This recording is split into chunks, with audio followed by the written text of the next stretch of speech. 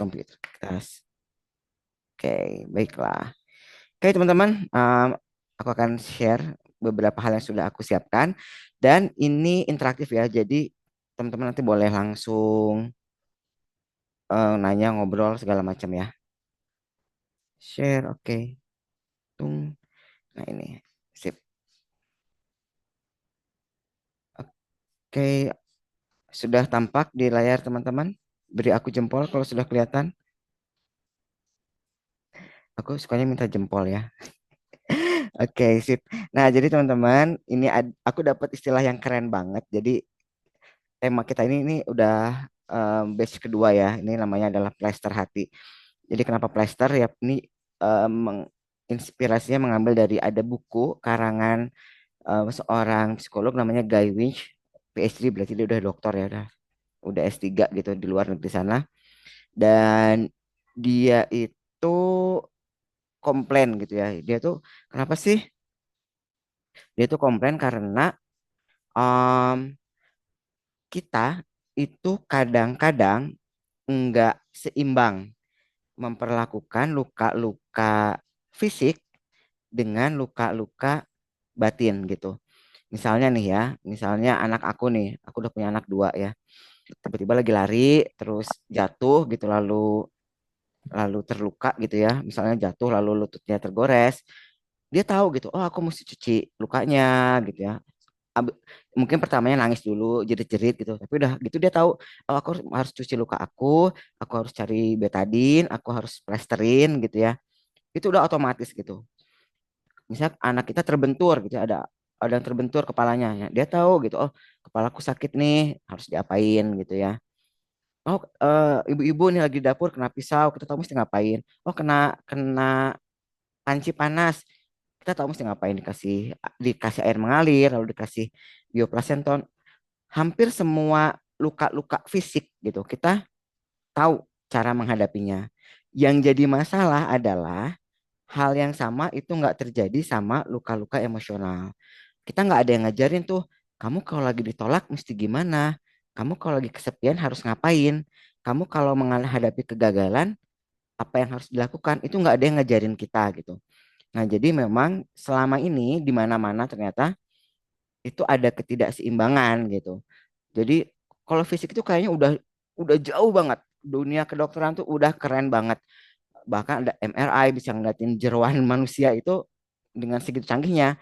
Tapi kalau ngomongin masalah psikologis, masalah hati, kok kayaknya kita dibiarkan begitu aja gitu. Sekolah terserah kamu mau mau sedih kayak mau takut kayak mau marah ya udah gitu, kamu atur sendiri aja gitu. Dan alhamdulillahnya sih ya kita sejauh ini survive gitu ya, kita bisa bisa bertahan. Nah, ini juga keajaiban. Dan nah psikolog Guy Winch ini berpikirnya beda. Ini nggak bisa dibiarin gitu. Setiap orang perlu dibekalin dengan minimal P3K untuk hati. Nah, jadi konsepnya kayak gitu. Ada plester buat hati. Jadi kalau dia menghadapi masalah, itu tahu langkah pertamanya apa gitu. Dan ini lebih lanjut lagi supaya nggak dikit-dikit itu larinya ke, aduh, aku cemas dikit nih. Lalu dia ke psikolog atau ke psikiater. Itu harusnya bisa diobatin dulu sendiri gitu ya sebelum harus ke ahli. Atau sebaliknya, bisa jadi seseorang itu juga jangan dikit-dikit udah ada istilah keren yang biasa lagi populer sekarang, self diagnosis gitu ya. Oh, aku merasa agak sedih nih, jangan-jangan aku depresi. Nah, itu juga kan tidak disarankan. Jadi emang ada dua kutub ya yang berseberangan.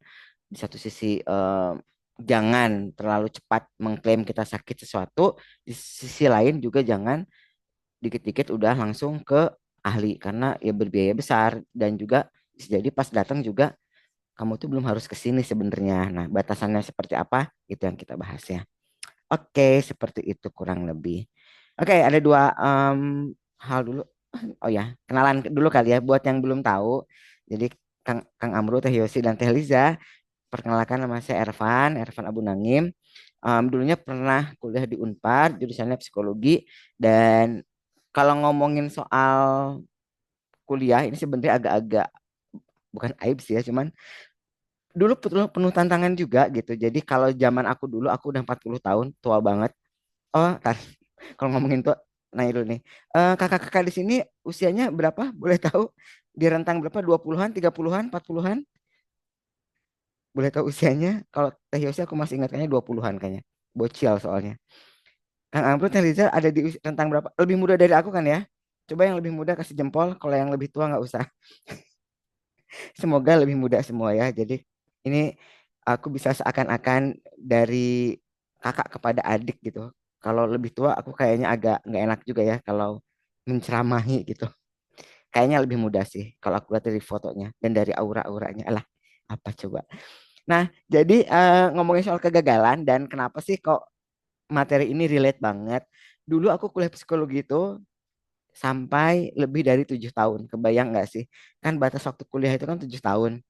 Nah, aku tuh sampai dibantuin sama pembantu dekan satu supaya bisa extend sampai setahun lagi gitu. Saking parahnya aku dulu pas zaman kuliah. Aku tuh eh, orang terakhir yang lulus di angkatan aku. Nah, itu kegagalan pertama gitu. Jadi eh, ya dan ternyata survive sampai sekarang gitu. Nah, kemudian kerja kerja kerja kerja kerja, udah kerja di tempat yang nyaman, lalu jebret ada pandemi kemarin. Pas pandemi hampir semua karyawan itu di layoff. Jadi aku udah punya anak dua waktu itu dan nganggur. Nah, itu juga tantangan kedua terbesar gitu ya. Wah, udahlah kayak apa gitu. Dan akhirnya malah terjebak jadi HR manager gitu. Singkat cerita lah ya. Nah, dan sekarang ini aku istriku dan dua orang anak perempuan gitu ya ceritanya. Jadi pas aku ngomong di sini eh, ini juga eh, hal yang sama yang aku gunakan untuk menghadapi masalah-masalah hidup yang pernah aku alami gitu ya. Pernah nganggur dengan udah punya keluarga besar, kecil kali ya kalau anaknya cuma dua, udah punya keluarga gitu. Terus juga pernah kuliah juga dianggap gagal. Aku juga nikah telat. Aku nikah di usia 30 telat nggak sih? Semoga nggak telat ya. Aku nikah di usia 30 yang mungkin bagi beberapa orang dianggap telat. Itu juga mungkin kayak kegagalan-kegagalan hidup lah gitu yang kita hadapi ya. Tapi kita survive kok sampai sekarang gitu. Nah, anehnya gitu, yang bikin aku bisa ngelewatin itu semua ternyata aku temuin setelah bertahun-tahun setelah dilewatin gitu ya. Dan Guy Winch ini buku yang tadi kita bahas itu agak-agak baru sih bukunya. Aku belum tahu ada bahasa Indonesianya atau enggak. Kalau ada boleh aku share nanti. Tapi kayaknya belum ada ya. Atau kita terjemahin aja. Ini bagus. Oke, nah dan sekarang aku pengen kenalan dulu sedikit ya sama teman-teman yang ada di sini. Um, Sebentar aku lagi sedang mencari di manakah ada partisipan. Aku pengen tahu nih, kenalan sedikit ya sambil kita jalan karena nggak lucu juga. Aku udah cerita segala macam tentang diriku tapi teman-teman belum bercerita ya. Boleh dong kakak-kakak di sini, aku panggil kakak-kakak aja ya biar agak akrab. Cerita dikit mengenai latar belakangnya dan juga boleh mungkin sharing-sharing ada ekspektasi apa sih gitu ya. Pengen tahu apa sih, pengen dapat apa sih dengan ada di webinar kita kali ini. Boleh diketik aja mungkin ya. Nanti bisa aku bacakan yang lucu-lucu gitu. Nggak ding, misalnya beberapa yang menarik mungkin aku bisa bacain. Kalau open mic mungkin, oh itu boleh juga kalau mau open mic. Boleh pilih mau open mic atau mau chat, boleh. Kalau mau open mic boleh raise hand dulu. Kalau emang mau diketik boleh. Jadi aku tunggu sekarang cerita mengenai mungkin sedikit pengantar tentang identitas teman-teman di sini, kakak-kakak di sini, dan um, apa yang ingin diharapkan dengan mengikuti materi ini, gitu mungkin ya. Boleh, boleh silakan. Welcome ya buat teman-teman yang baru datang. Tadi kita udah mulai jam 9 tepat karena ya udah banyak yang nongkrong ternyata tadi. Banyak ya, banyak sih. Lebih dari tiga kan banyak. Meskipun ada yang kekik. Boleh dong cerita ya. Kenalan ya apapun lah nama mungkin asal daerah.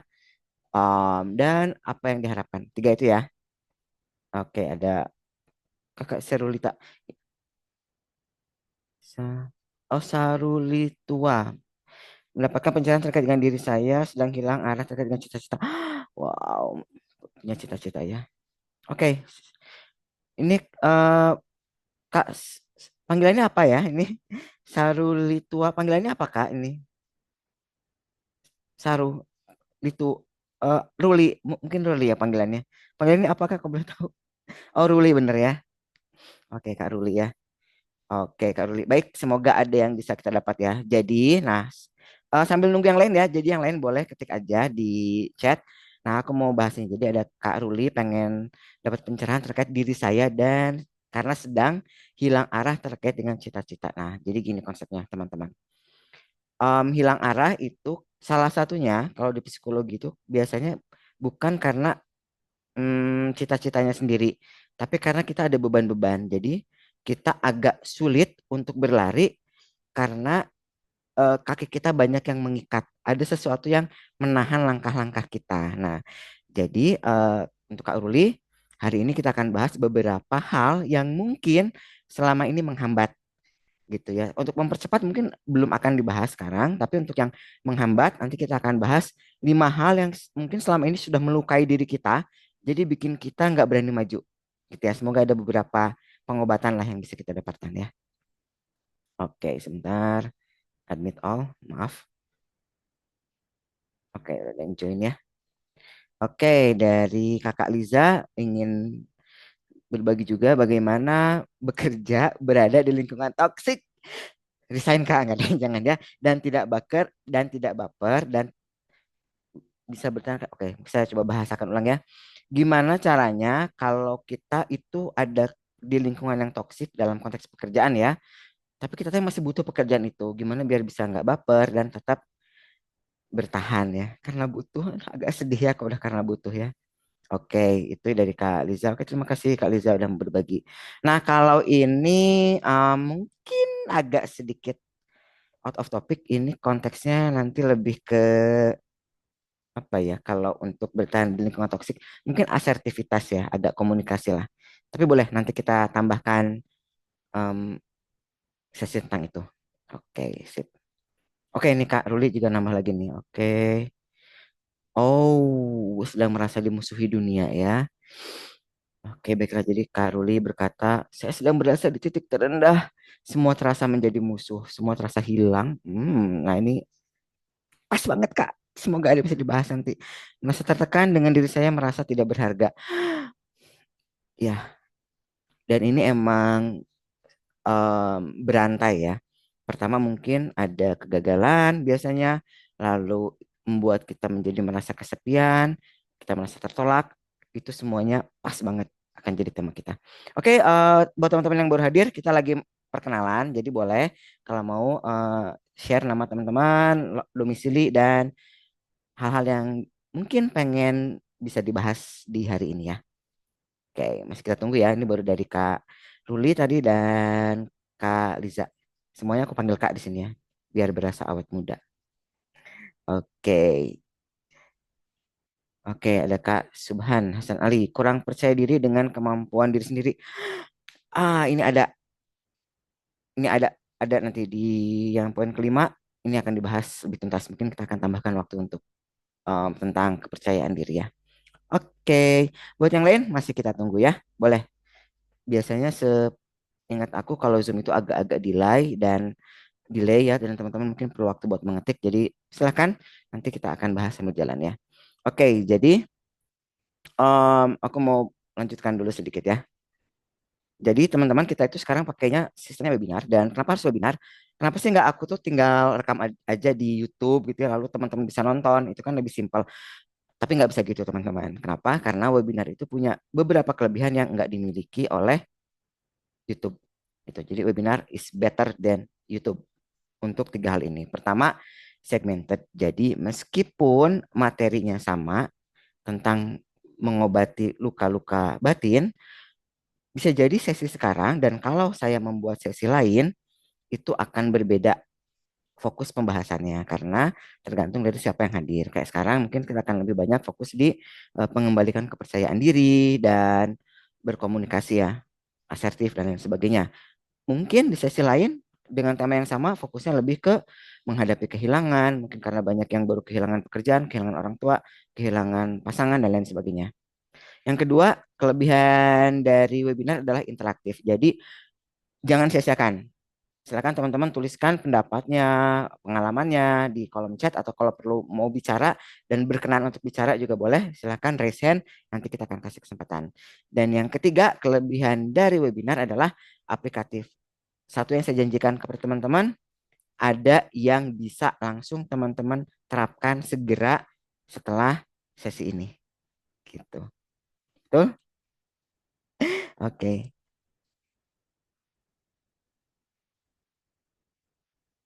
baik. Kak Yosi. Oke, kita baca dulu ya. Ini ada Kak Yosi juga sharing. Wah, ini pas banget. Gimana caranya biar kita tidak gampang kepikiran sama omongan orang lain? Soalnya kalau jadi ibu rumah tangga, disangkanya ngabisin uang suami.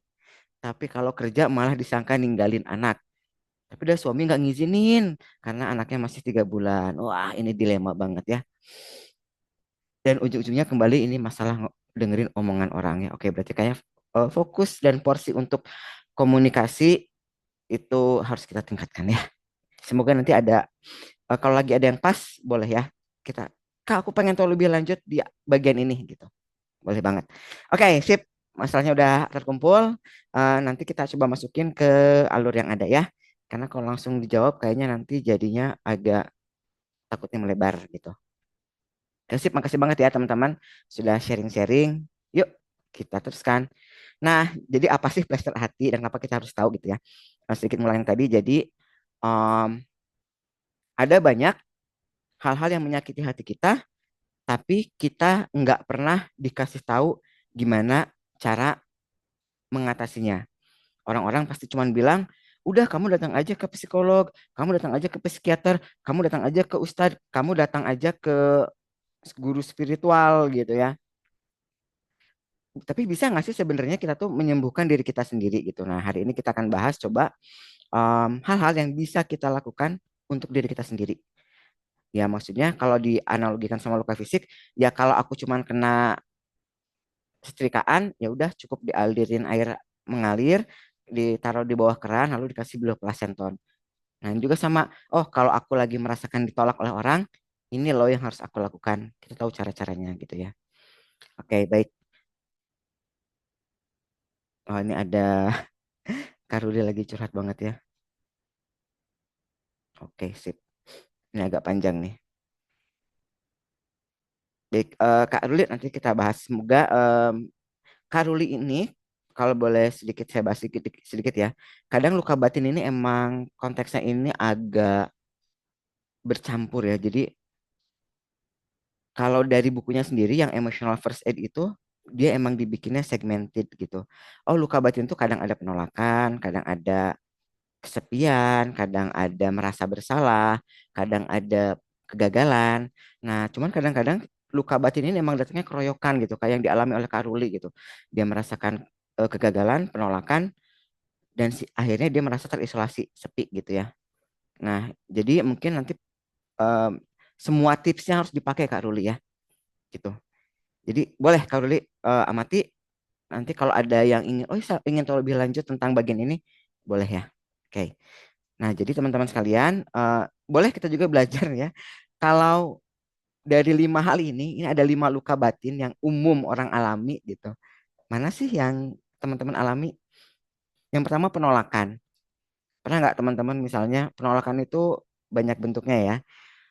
Eh, nol, nembak lawan jenis ditolak gitu misalnya. Hai, I love you gitu. Would you marry me gitu kan? Maaf ya kamu nggak level sama gue gitu, ditolak gitu. Ataupun penolakan kayak aku pernah ngelamar itu sampai 60 kali dan cuman dapat satu yang jadi gitu. Dapat dua dari 60 60 sampai 70-an lah.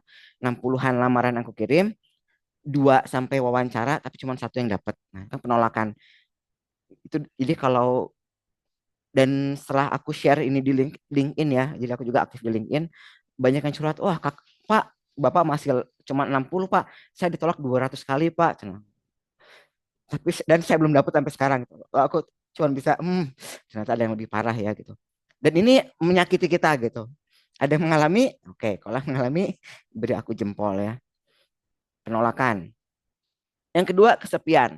Kesepian ini bukan berarti kita nggak ada teman, tapi kadang-kadang ada peristiwa hidup yang membuat kita terpisah dari hal-hal yang selama ini udah biasa kita lakukan. Misalnya, teman-teman asalnya tinggal di Bandung, lalu tiba-tiba pindah ke Kalimantan, atau sebaliknya ada yang asalnya tinggal di Sumatera, lalu hijrah ke Jakarta gitu ya. Perpindahan-perpindahan ini biasanya memancing orang merasa kesepian gitu. Dan ini ternyata bisa menjadi luka bagi diri kita gitu ya, luka hati gitu. Nah, yang ketiga itu adalah loss dan trauma kehilangan. Kehilangan ini bisa macam-macam. Yang utama tentunya adalah kehilangan orang-orang terdekat.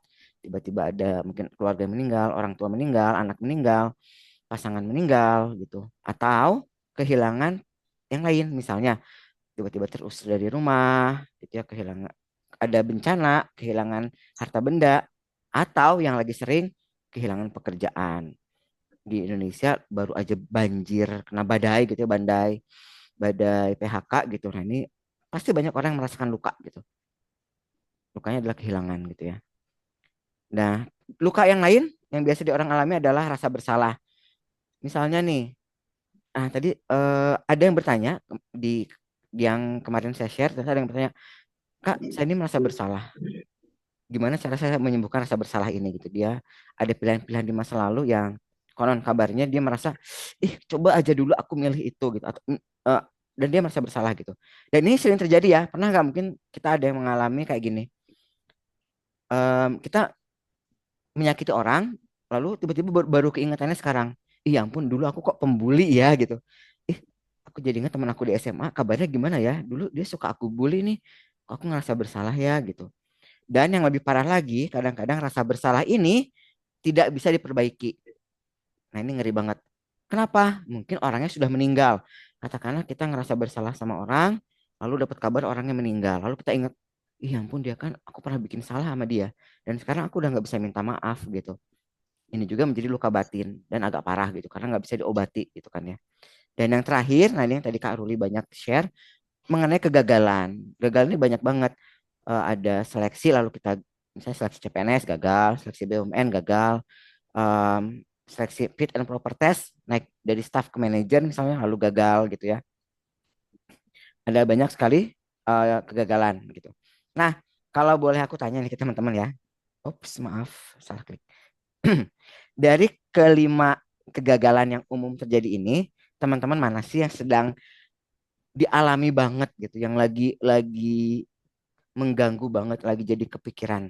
Kira-kira nih ya, dari masalah yang teman-teman ceritain, menurut teman-teman yang paling beratnya, yang utamanya tuh yang mananya sih? Karuli jangan semuanya, ya ampun kamu kok diborong ya. Ini Karuli langsung komen, semuanya Kak. Yang kira-kira kalau yang satu ini beres, yang lain bisa gitu mungkin ya. Tapi kalau nggak apa-apa lah, buat spesial Kak Ruli boleh di semuanya Kak. Semuanya, semuanya ya. Oh, ini ada rasa bersalah. Oke, guilt, sip. Nanti berarti saya akan kasih waktu lebih banyak di menyembuhkan rasa bersalah ya. Oke, yang lain ada yang mungkin yang mana? Kira-kira, oh oke. Kalau boleh aku kategoriin, kayaknya yang paling aku rasain yang mana ya gitu. Nah ini contoh nih ya, aku bantu misalnya Kak punyanya Kak Liza nih. Saat ada teman kita yang toksiknya di mana sih? Saat kita bilang, Kak kantor aku tuh toksik Kak. Apa toksiknya? Aku ditolak oleh teman-teman, aku merasa kesepian, di kantorku banyak membuat aku kehilangan. Banyak yang misalnya makan siang kita suka banyak yang nyomot taruh di kulkas atau hilang. Misal ya, kita selalu dibikin merasa bersalah di kantor atau kita minim apresiasi jadi merasa gagal terus. Nah, toksiknya yang mana nih? Ya, Kak Liza gitu ya. Atau misalnya tadi punyanya Kak Yosi, saat omongan orang-orang yang pedas, ih kamu kok cuma jadi ibu rumah tangga sih padahal kan pendidikan kamu tinggi. Itu lebih membuat kita merasa apa? Merasa bersalah, merasa kesepian, merasa ditolak atau yang mana gitu. Oh, wah, nih Kaliza udah menjawab. Oke, Kaliza menjawab, kantor aku toksik karena bikin aku merasa bersalah. Ya beneran toksik berarti Kak. Sip, sepakat. Itu berarti toksik. Sip. Nah, Berarti toxic insya Allah di rasa bersalah kita akan coba bahas agak lebih banyak ya. Karena setidaknya sudah ada 2 orang nih yang mengalami. Oke, boleh. Sip, keren ya. Baiklah. Oke, yang lain boleh ya. Masih share-share. Siapa tahu ada yang mau cerita. Oh, Kak Amru merasa gagal. Gagal, oke. Agak di akhir. Nanti mungkin kita bisa. Berarti kita yang di depan-depan kita agak percepat aja ya. Karena ini ternyata fokusnya kayaknya di banyak di masalah-masalah yang aku taruh belakangan kebetulan. Oke, buat yang lain boleh silakan sharing kira-kira. Em, aku sebenarnya nggak punya masalah sih Kak. Aku cuma pengen tahu aja kelima hal ini. Ya boleh juga sih.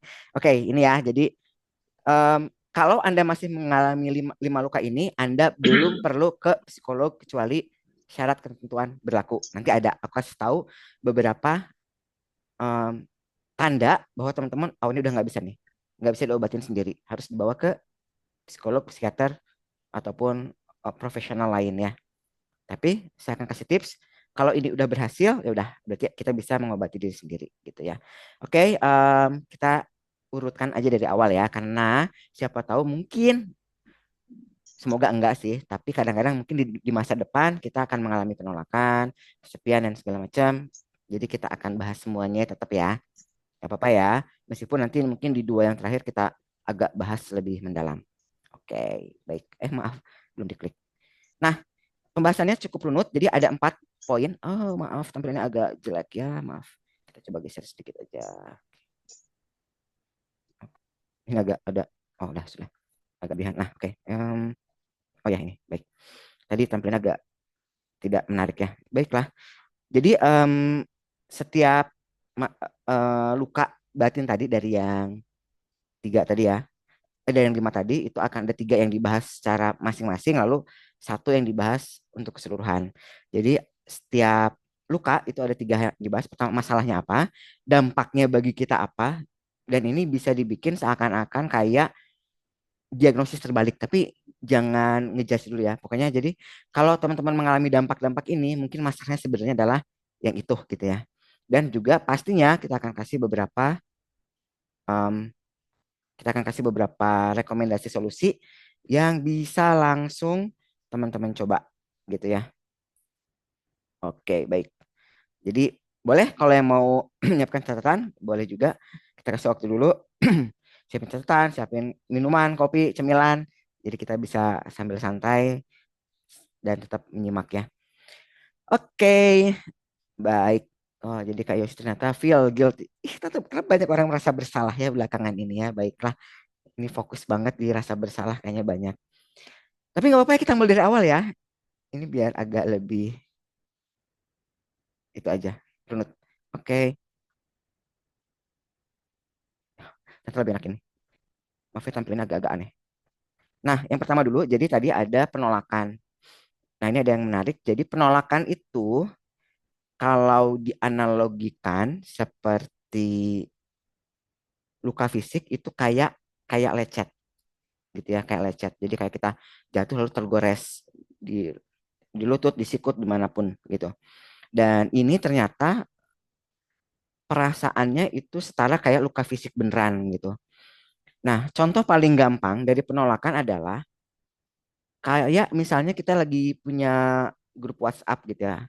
Grup WhatsApp keluarga, grup WhatsApp di kantor, atau grup WhatsApp lain yang lagi rame nih ngobrol misalnya, kapan yuk kita ketemuan, hayu hayu yuk, di mana, di sini sini. Semua orang komen rame, tapi tiba-tiba pas kita ikutan komen, semuanya berhenti komen. Gimana perasaan kita? Dak gitu kan. Loh, kok jadi sepi pas udah aku komen. Nah, itulah rasanya penolakan. Jadi penolakan itu nggak cuma penolakan yang nyata, tapi juga penolakan virtual gitu bisa ya. Atau misalnya kita komen di status seseorang gitu ya di WhatsApp maupun di sosial media misalnya, komen orang lain dibalas oleh yang bikin postingan, yang bikin status, tapi cuman komen kita yang nggak dibalas. Komen kita tuh dikasih stiker aja enggak, dikasih emot aja enggak gitu. Nah, itulah penolakan. Dan ternyata itu setara rasa pedihnya itu dengan kayak kita lagi tergores gitu. Nah, dan ini terjadi di mana-mana, bisa dalam konteks apapun. Dan teman-teman kalau lagi merasakan penolakan, itu biasanya dampaknya itu ke beberapa hal ini. Nah, ini bisa kita balik. Kalau teman-teman suka mengalami empat emosi ini, mungkin teman-teman sedang mengalami ditolak oleh seseorang. Kita lihat ya.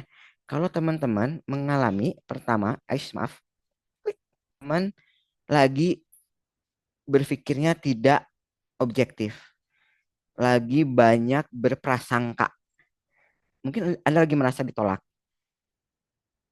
Jadi orang kalau ditolak itu pasti yang pertama terjadi di antara empat ini ya, biasanya adalah dia berprasangka memikirkan yang kondisi negatif. Misalnya, pas kita komen, semua orang yang asalnya ngobrol di grup WhatsApp tiba-tiba berhenti. Kita langsung berpikir, wah ini aku udah nggak dianggap temen nih. Wah semua orang musuhin aku nih. Wah aku salah ngomong apa ya. Kita tiba-tiba berprasangka yang aneh-aneh. Padahal bisa jadi karena kita ngebalesnya udah jam 11 malam. Siapa juga yang mau ngebalesin. Sedangkan komen terakhir ada jam 8 malam misalnya. Tapi karena kita merasa ditolak, pikiran objektif kita hilang. Jadinya berprasangka. Gitu. Jadi kalau kita lagi sedang merasa terbawa emosi, mungkin ada penolakan yang sedang kita alami.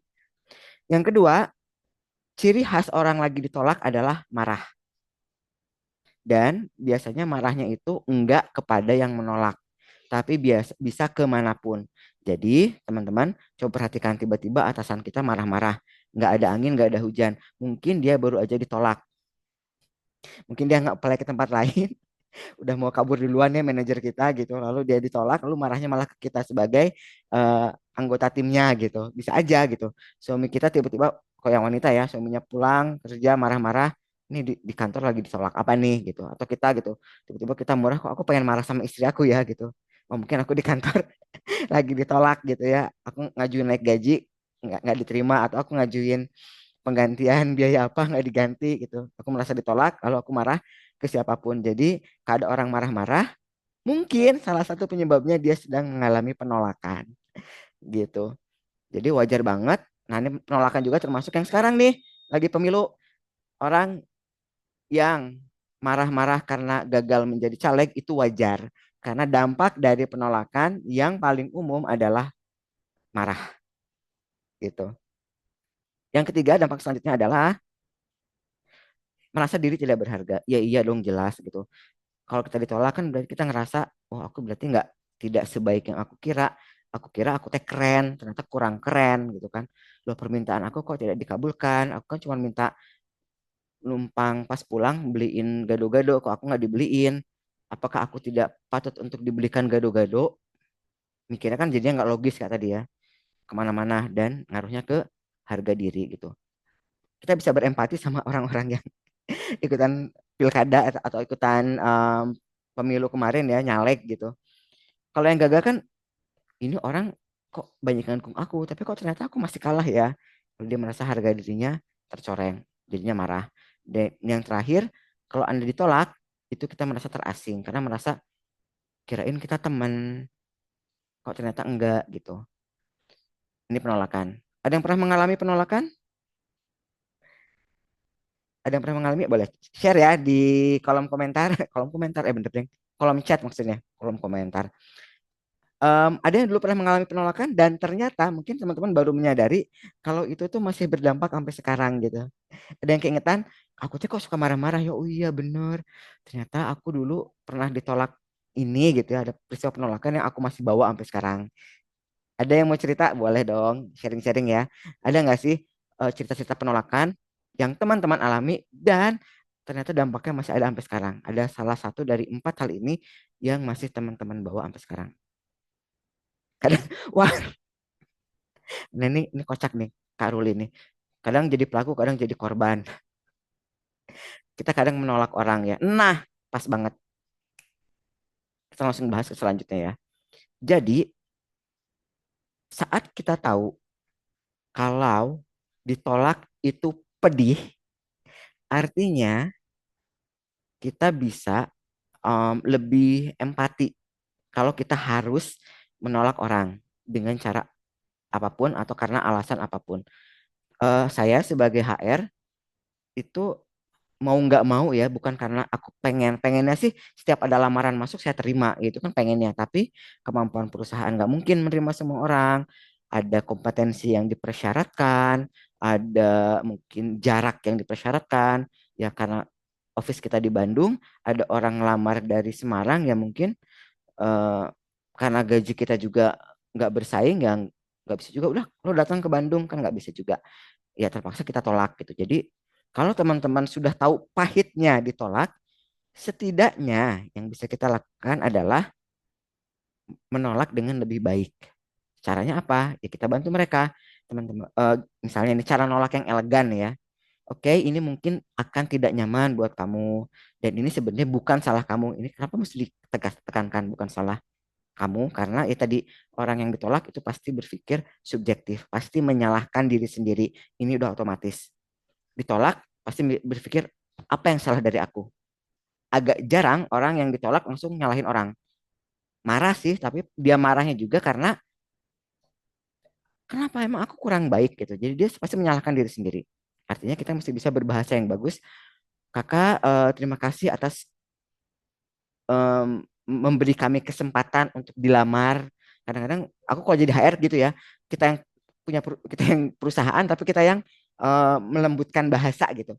Mohon maaf, terima kasih sudah berkenan menjadikan kami salah satu perusahaan yang kakak pilih sebagai perusahaan untuk dilamar, gitu biasanya ya.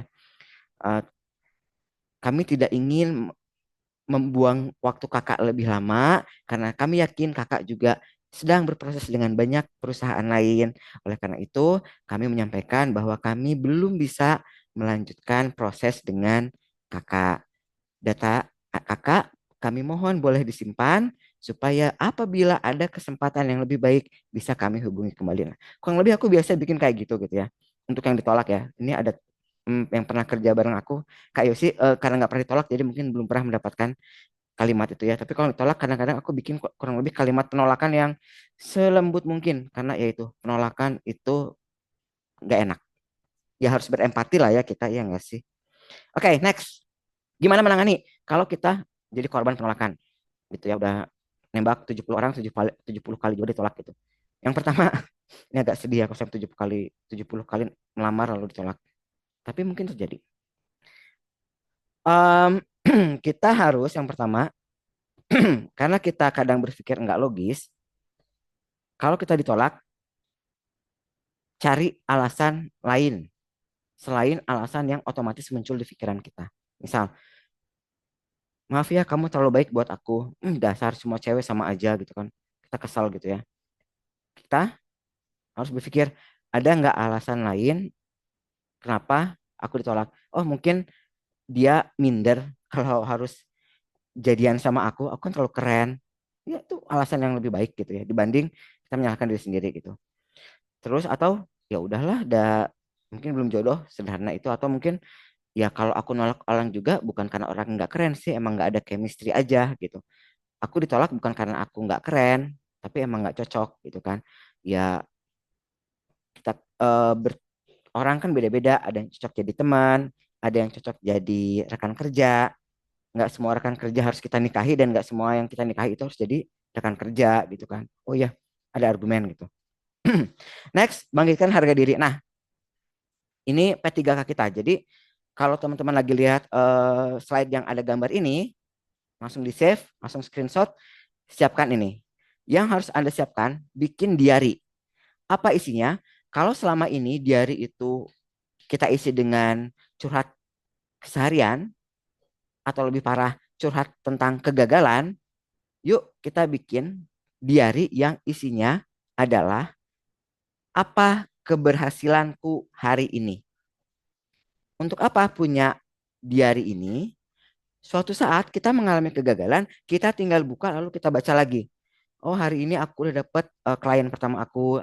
Oh aku dapat gaji pertama aku. Oh hari ini eh, ulang tahun aku ada yang ingat. Oh hari ini aku akhirnya bisa ngajak mama makan di luar. Oh hari ini aku ketemu teman lama dan aku yang inisiatif ngajak dia. Oh hari ini aku bisa bikin orang tersenyum. Ini kita bikin dan ini akan jadi amunisi kita someday. kita lagi mengalami penolakan, tinggal kita baca, kita lihat, oh ya bener kok, aku nggak seburuk yang orang itu duga, aku punya banyak keberhasilan, dan ini akan membantu kita lebih cepat membangkitkan harga diri. Jadi kita ganti tuh di hari zaman SMA, zaman SMP yang isinya adalah curhat, ngomongin lawan jenis, ngomongin politik segala macam, isinya adalah keberhasilan-keberhasilan kita. Ih, anak aku sekarang udah bisa hafal Al-Quran gara-gara aku yang ngajarin. Itu kita tulis, hari ini anak aku bisa bisa bisa baca apal Anas gara-gara aku ajarin. Nah, itu catat tuh kapan terjadinya. Dan itu akan bahkan foto anaknya mungkin ya kita masukin ke Gmail, masukin ke Google Drive atau taruh aja di WhatsApp dan Telegram kita. Dan itu adalah kotak P3K kita. Obat yang harus kita ambil, yang bisa kita ambil sewaktu-waktu kita lagi mengalami kegagalan. Sebelum kita marah karena ditolak, kita langsung buka. Oh, oke. Kamu yang rugi kok nolak aku misalnya ya. Ah, perusahaan ini rugi kok nolak aku kan orangnya prestatif gitu.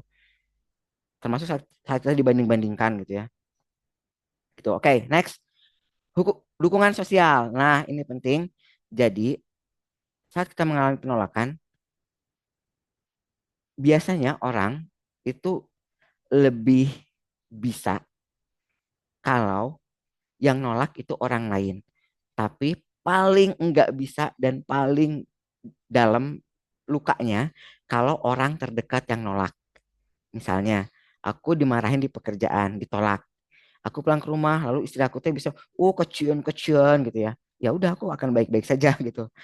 Tapi kalau di rumah, istri aku yang menolak gitu ya, misalnya eh, apa ya misalnya, aku yang pengen gado-gado lah, beliin. Ah nggak mau beli aja sendiri.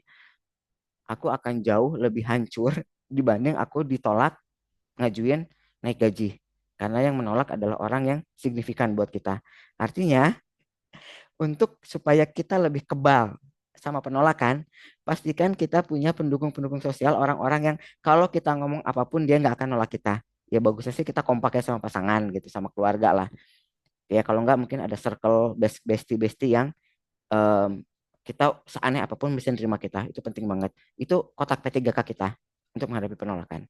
Yang ketiga, nah ini untuk dipakai di perusahaan biasanya ada namanya desensitifikasi. Allah, ribet. Bahasa gini, kita jadi baal. Baal bahasa Indonesianya apa ya? Mati rasa. Em, buat teman-teman yang pernah kerja di retail atau pernah kerja jadi CS, pasti udah kebal. Atau pernah jadi telemarketer. Ada yang pernah jadi telemarketer? Boleh kasih jempolnya. Apakah ada yang pernah jadi telemarketer di sini? Itu nelfon 20 kali, 20 orang sehari, itu bisa jadi 19 kali ditolak. Mulai dari nggak nyambung lah, mulai tiba-tiba ditutup lah, mulai beneran ditolak gitu. Maaf ya saya nggak berminat sama produk kamu gitu. Track aja. Tapi makin sering kita ditolak, si kepedihan ditolaknya itu makin lama makin nggak berasa gitu. Udah mati rasa aja gitu. Ah kamu nolak aku.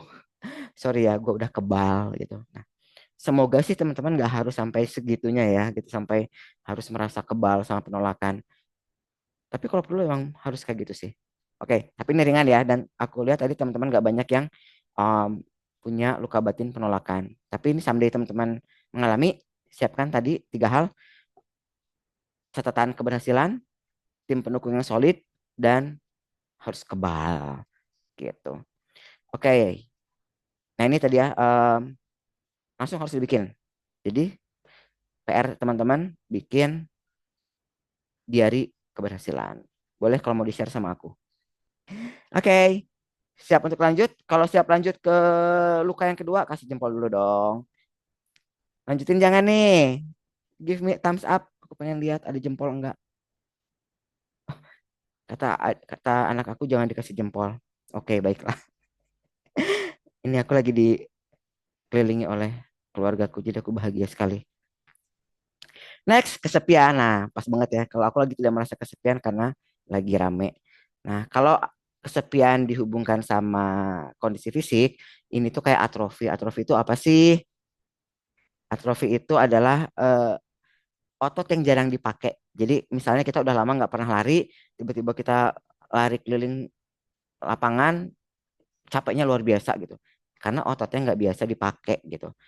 Kesepian juga sama, kita nggak biasa bersosialisasi, tiba-tiba dipaksa ketemu banyak orang, eh, itu biasanya aneh gitu, jadi canggung, awkward gitu ya, jadi atrofi. Dan yang ngerinya lagi, kesepian ini menular. Nah ini aku cerita nih ya. Pernah nggak teman-teman ngelihat ada orang yang kesepian, yang menyendiri gitu? Di setiap kantor, di setiap kelas, kalau di sekolah ya, itu pasti ada aja orang yang mengasingkan diri. Dan semua orang tahu dia itu kesepian, tapi dianya sendiri nggak sadar kalau dianya kesepian. Biasanya kayak gitu gitu. Orang yang kesepian itu nggak sadar kalau kesepiannya tuh kelihatan. Kesepian itu hanya tersembunyi dari yang mengalami. Oh, ini bahasanya agak-agak jelimet. Jadi kalau teman-teman lagi ngerasa sepi, semua orang tuh tahu kok. Kamu tuh aneh, kamu tuh kok kesepian banget sih, kayaknya asosial banget sih. Tapi dia, yang ngalamin tuh nggak sadar gitu. Semoga nggak ada yang ngalamin aja, kita lewat aja lah, kita percepat ya. Oke, jadi kalau teman-teman lagi merasa kesepian, lagi menyendiri, lagi pengen jauh dari semua orang, itu biasa kita ngerasa, em, oh bedakan antara kesepian sama sendiri ya. Ada orang yang sendiri tapi dia tidak merasa kesepian, dia nyaman sama kesendirian. Tapi ada orang yang emang dia sendiri dan dia nggak mau sendiri. Nah itu namanya kesepian. Dan kadang-kadang orang itu sengaja menyepi karena dia menghukum diri sendiri. Ya nggak apa-apa kok, emang salah gue kok. Jadi aku layak kok, aku layak dijauhin orang. Ada kadang-kadang kayak gitu. Ruginya kita kadang, karena kita menghindari orang lain, artinya juga kita menghalangi diri kita sendiri dari peluang-peluang baik. Ya logikanya di luar sana ada orang mau ngedeketin kita tapi kita malah sembunyi di rumah. Ya kapan orang lain bisa bantuin kita gitu. Jadi orang yang kesepian, orang yang menarik diri dari lingkungan itu mencegah hal-hal baik datang ke dirinya sendiri.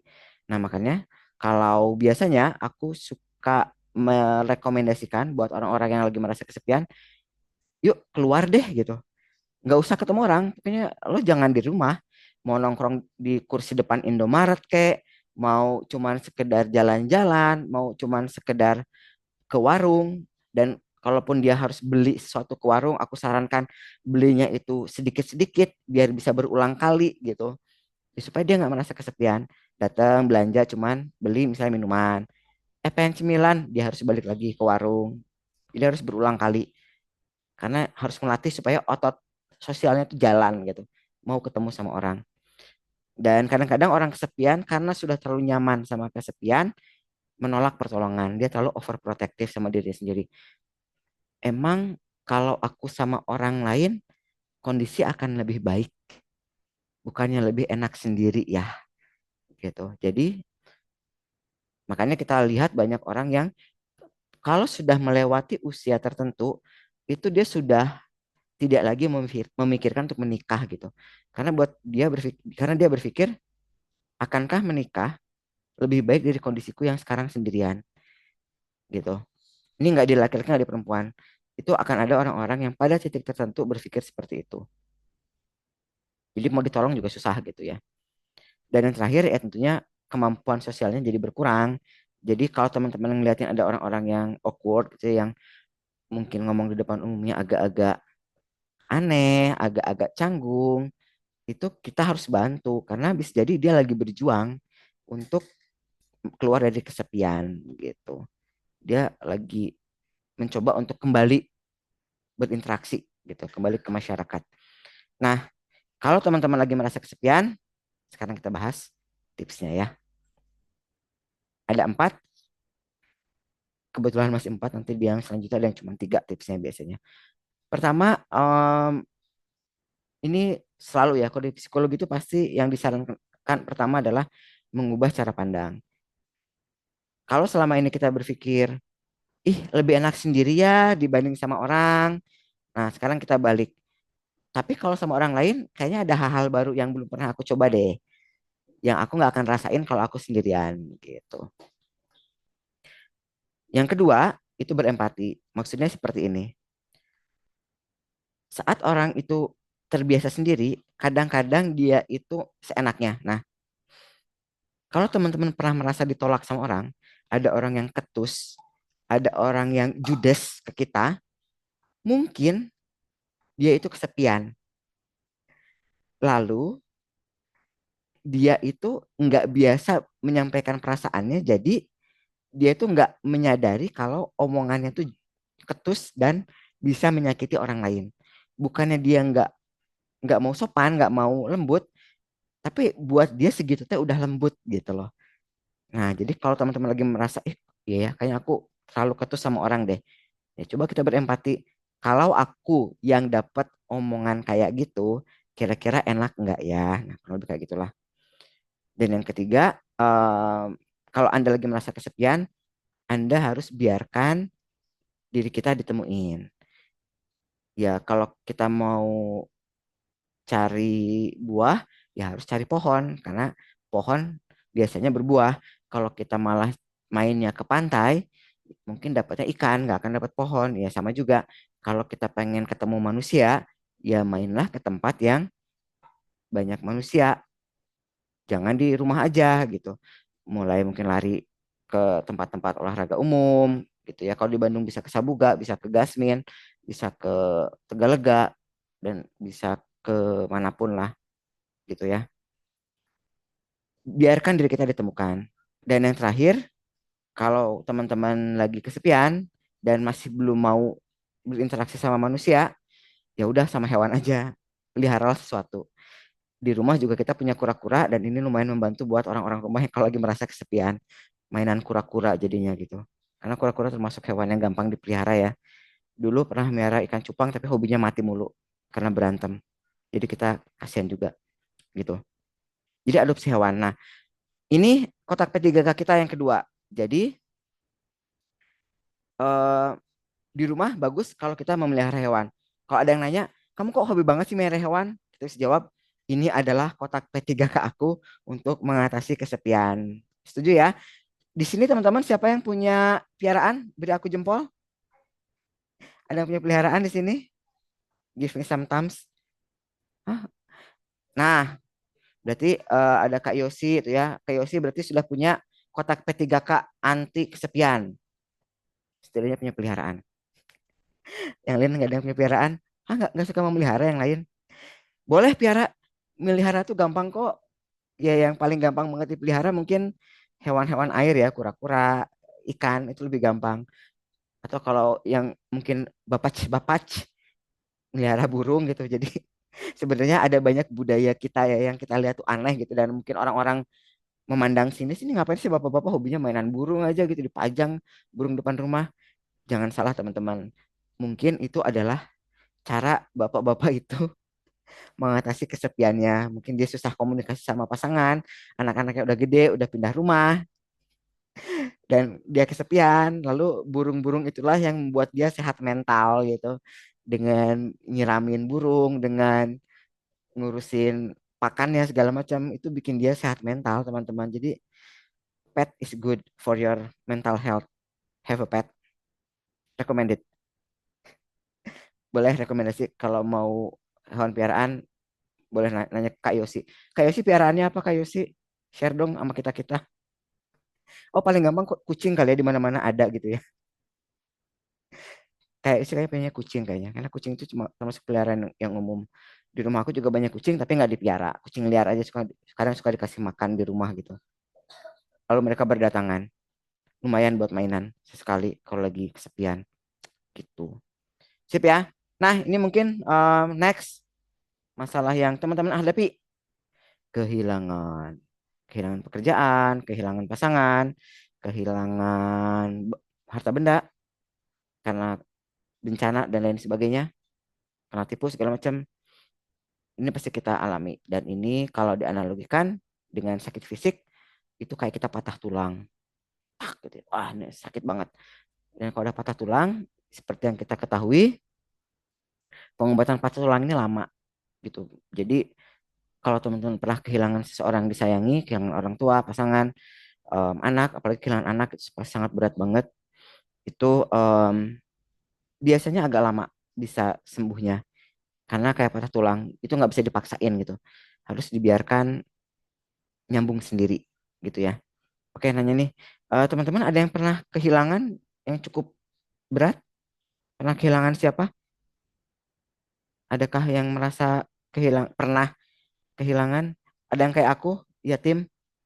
Aku nggak bisa dihitung yatim sih kan udah gede pas ayahku meninggal. Ada yang pernah kehilangan dalam waktu dekat atau udah lama yang masih berdampak sampai sekarang, masih suka sedih gitu kerasa ya kehilangannya? Ada yang pernah? Boleh dong sharing-sharing.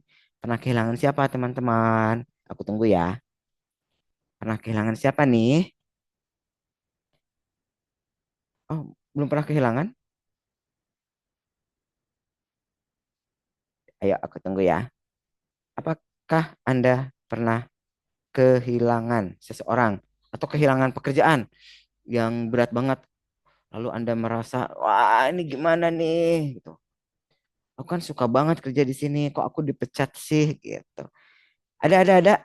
Boleh dong sharing, pernah kehilangan apa teman-teman? Yuk. Aku pengen tahu nih. Tunggu ya. Oh lagi typing kayak teman-teman ya. Pernah kehilangan,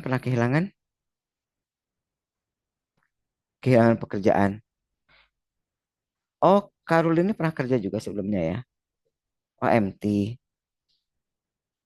Oke, kehilangan pekerjaan. Nah, ada cerita sedikit dan ini aku kutip dari bukunya yang tadi ya, bukunya Guy Winch. Um, ada orang dia itu udah kerja lama banget gitu ya. Mungkin kalau di kita mah dia Gen X gitu ya, orang-orang yang zaman dulu yang loyalitasnya tinggi banget. Dia kerja cuma satu satu tempat dari muda sampai tua. Lalu dia diberhentikan karena ada restrukturisasi. Dan itu bener-bener bikin dia merasa hancur. Dia tuh nggak mau cari kerja lagi. Dia itu jadi hobinya malah mengurung diri karena dia kehilangan gitu. Nah, dan kehilangannya emang ternyata dampaknya cukup besar gitu ya. Dan ini baru kehilangan pekerjaan gitu. Belum lagi kalau kehilangan emang kehilangan orang yang itu pasti dampaknya lebih lebih dalam lagi gitu. Kayak ini Kak Ruli ya, kehilangan pekerjaan. Wih, hebat ya. Sebelum wisuda udah kerja. Aku sebelum wisuda udah ngapain ya? Prestatif ternyata Kak Ruli ya. Keren. Oke. Nah, jadi kalau teman-teman kehilangan sesuatu, kehilangan pekerjaan, kehilangan orang. Nah, ini juga mungkin bisa teman catat ya. Karena eh, karena di sini banyak yang tidak kehilangan suatu hari, suatu waktu semoga kita dihindarkan tentunya, tapi kita harus kehilangan yang namanya kita punya orang tua makin lama makin tua, kita punya pekerjaan juga sekarang lagi tidak menentu, ada peluang kita akan kehilangan. Nah, siap-siap kita akan menghadapi empat hal ini. Pertama, banyak hal akan di restart. Semuanya jadi yang pertama. Aku ingat banget tahun 2005 aku kehilangan ayah aku. Itu ada hari-hari pertama tanpa ayah. Dan itu rasanya aneh gitu. Oh iya udah nggak ada ya. Oh iya ya. Jadi ada banyak hal yang tiba-tiba. Oh iya ya udah nggak ada. Oh iya ya udah nggak ada. Dan ini tuh nyebelin gitu. Bikin kita ngerasa. Oh iya ya. Oh iya. Jadi misalnya baru aja dipecat dari pekerjaan. Pagi-pagi bangun. Oh iya ya. Aku nggak usah berangkat kerja lagi ya. Terus aku mesti ngapain dong gitu. Dan dulu pun sama saat ayah aku meninggal. eh, Mau minta tolong apa? Oh iya ya. Sekarang udah nggak bisa minta tolong lagi gitu. Harus dikerjain sendiri gitu kan. Nah, itu jadi banyak hal yang awalnya biasa aja, jadi harus jadi nomor satu lagi. Kembali ke kotak pertama gitu. Hari pertama tanpa seseorang gitu. Terus kadang-kadang juga jadi kehilangan peran. Oh, aku dulu manajer, dipecat. Sekarang aku apa dong? Pengangguran. Peran kita hilang, kita jadi kehilangan identitas gitu. Lah gue siapa ya gitu. Oh, aku dulu anaknya bapak aku. Gitu. Sekarang bapak aku nggak ada, aku jadi siapa gitu. Biasa dulu dan yang paling kerasa itu pas waktu ngisi lamaran kerja gitu. Biasanya lamaran kerja atau psikotes kan, psikotes tuh juga udah agak-agak jadi. Aku meskipun anak psikologi kadang agak kesel sama psikotes ya. Ada pertanyaan-pertanyaan yang harusnya nggak usah ditanyain mulu. Salah satunya adalah kalau di riwayat hidup pasti kita harus nulis nama ayah dan nama ibu gitu.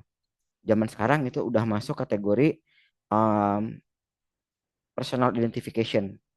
Kita boleh menolak nggak ngisi gitu. Tapi kalau zaman dulu orang wajib ngisi. Ada masa-masa pas pertama kali ayah aku meninggal itu, jadi ada masa-masa aneh saat harus menambahkan ALM gitu. Ih, oh gini ya rasanya ya gitu, jadi anak yatim gitu. Itu agak-agak aneh juga. Jadi ada hal-hal yang aneh gitu di situ dirasain.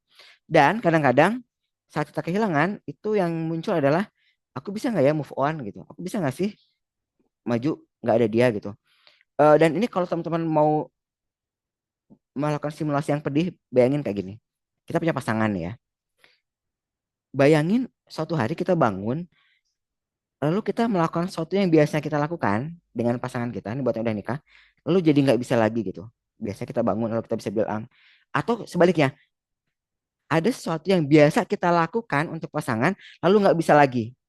Bisa kita bangun, tiba-tiba, oh iya aku mau masukin air buat mandinya istri aku, tiba-tiba, oh iya ya, sekarang aku nggak usah masak air lagi.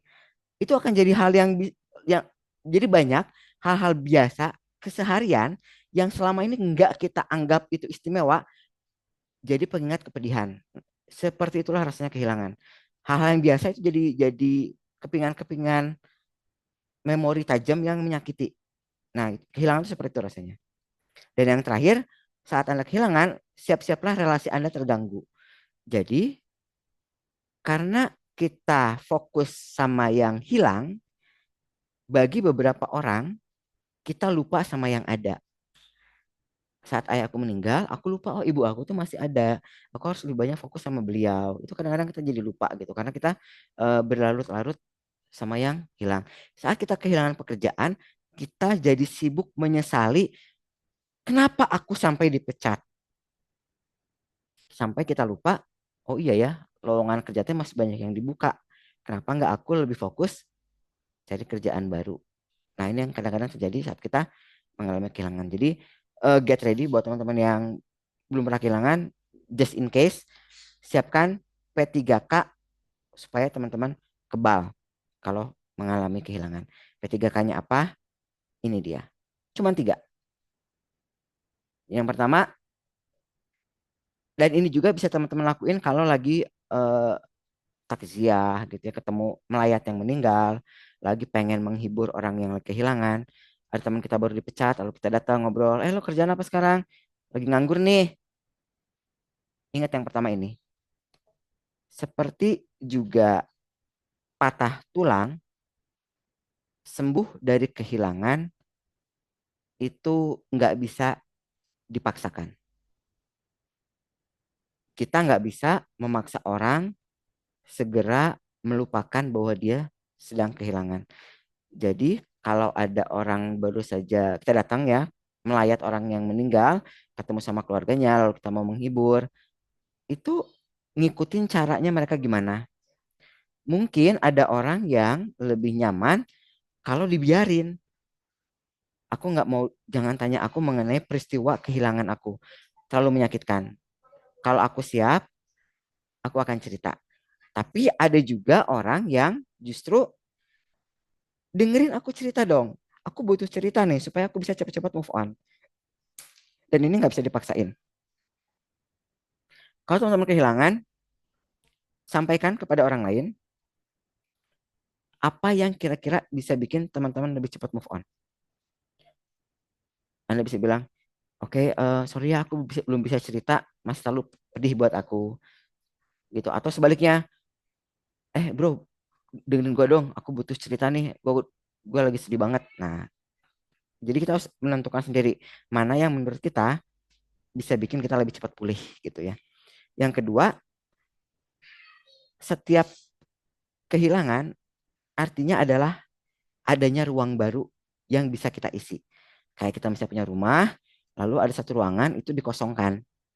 Artinya ada ruangan baru yang bisa kita isi dengan apapun yang kita mau. Dengan kita misalnya ya kehilangan pekerjaan, mungkin inilah waktunya dengan asumsi tentunya teman-teman dapat uang kompensasi kalau HR-nya benar kan pastinya kalau udah resign ada uang kompensasi, ada Kalau tetap berarti ada uang pisah dan segala macam gitu ya. Ya mungkin Anda nggak harus cepet-cepet ganti jadi job seeker, nggak harus cepet-cepet cari pekerjaan baru. Ini ada kesempatan nih waktu mumpung kita lagi between jobs gitu ya. Mungkin Anda lagi pengen liburan, mungkin lagi pengen coba buka usaha, pengen mengembangkan diri, pengen cari hobi. Justru saat ada ruangan kosong, ada waktu yang jadi bisa dilakukan yang tidak bisa dilakukan saat itu nggak kosong gitu. Saat ayah saya ada, saya mungkin tidak terlalu menghargai yang namanya kerja keras karena apapun bisa minta misalnya ya. Setelah nggak ada, saya jadi bisa lebih menghargai kerja keras dan lain sebagainya. Dan termasuk yang ketiga ini berarti yang ketiga adalah mencari makna. Kita harus yakin, ini mungkin agak-agak spiritual ya, bahwa kehilangan kita ini adalah yang terbaik. Ini gak gampang, tapi ya emang begitulah bahwa suatu saat kita akan bisa mentertawakan, kita akan bisa tersenyum, dan kita berbangga diri bahwa kita bisa melalui fase-fase kehilangan gitu. Good things will come gitu. Nah, jadi kalau ini P3K-nya mungkin lebih ke um, ada social seleksi yang pertama sih. Jadi teman-teman harus siapin kalau teman-teman mungkin bisa dilihat dari pas teman-teman kehilangan benda-benda kecil ya. Oh, lagi pergi lupa bawa dompet kan bisa dianggap sebagai kehilangan. Kita lebih suka gimana sih? Langsung panik minta orang rumah ngirimin, kirimin dong dompet aku ketinggalan nih ke kantor coba gojekin atau kita ya udahlah sehari tanpa dompet nggak akan masalah gitu. Nah, itu kan menjadi ciri oh berarti aku tuh kalau kehilangan lebih gimana ya butuh segera cari pengganti kah atau sebenarnya aku lebih nyaman dengan ya udahlah aku coba enjoy dulu dengan kehilangan ini dan itu bisa jadi gambaran tentang gimana cara kita paling nyaman menghadapi kehilangan. Nah, ini catat nih, kita simpan dan jadikan itu adalah kotak P3K kita. Suatu saat kita harus menghadapi kehilangan. Oke, sip ya. Nah, sekarang yang teman-teman tunggu-tunggu, ini dia masalah yang keempat, yang tadi banyak banget teman-teman sudah tunggu-tunggu, yang sudah jadi keluhan teman-teman, yang lagi teman-teman hadapin, yaitu rasa bersalah. Oke, sip. Nah, rasa bersalah ini menarik banget. Dan nah nih yuk cerita ya teman-teman ya. Aku pengen tahu nih. Kira-kira teman-teman bisa pakai yang mana, dampaknya bener, ya, lagi ngerasain yang mana dan lain sebagainya.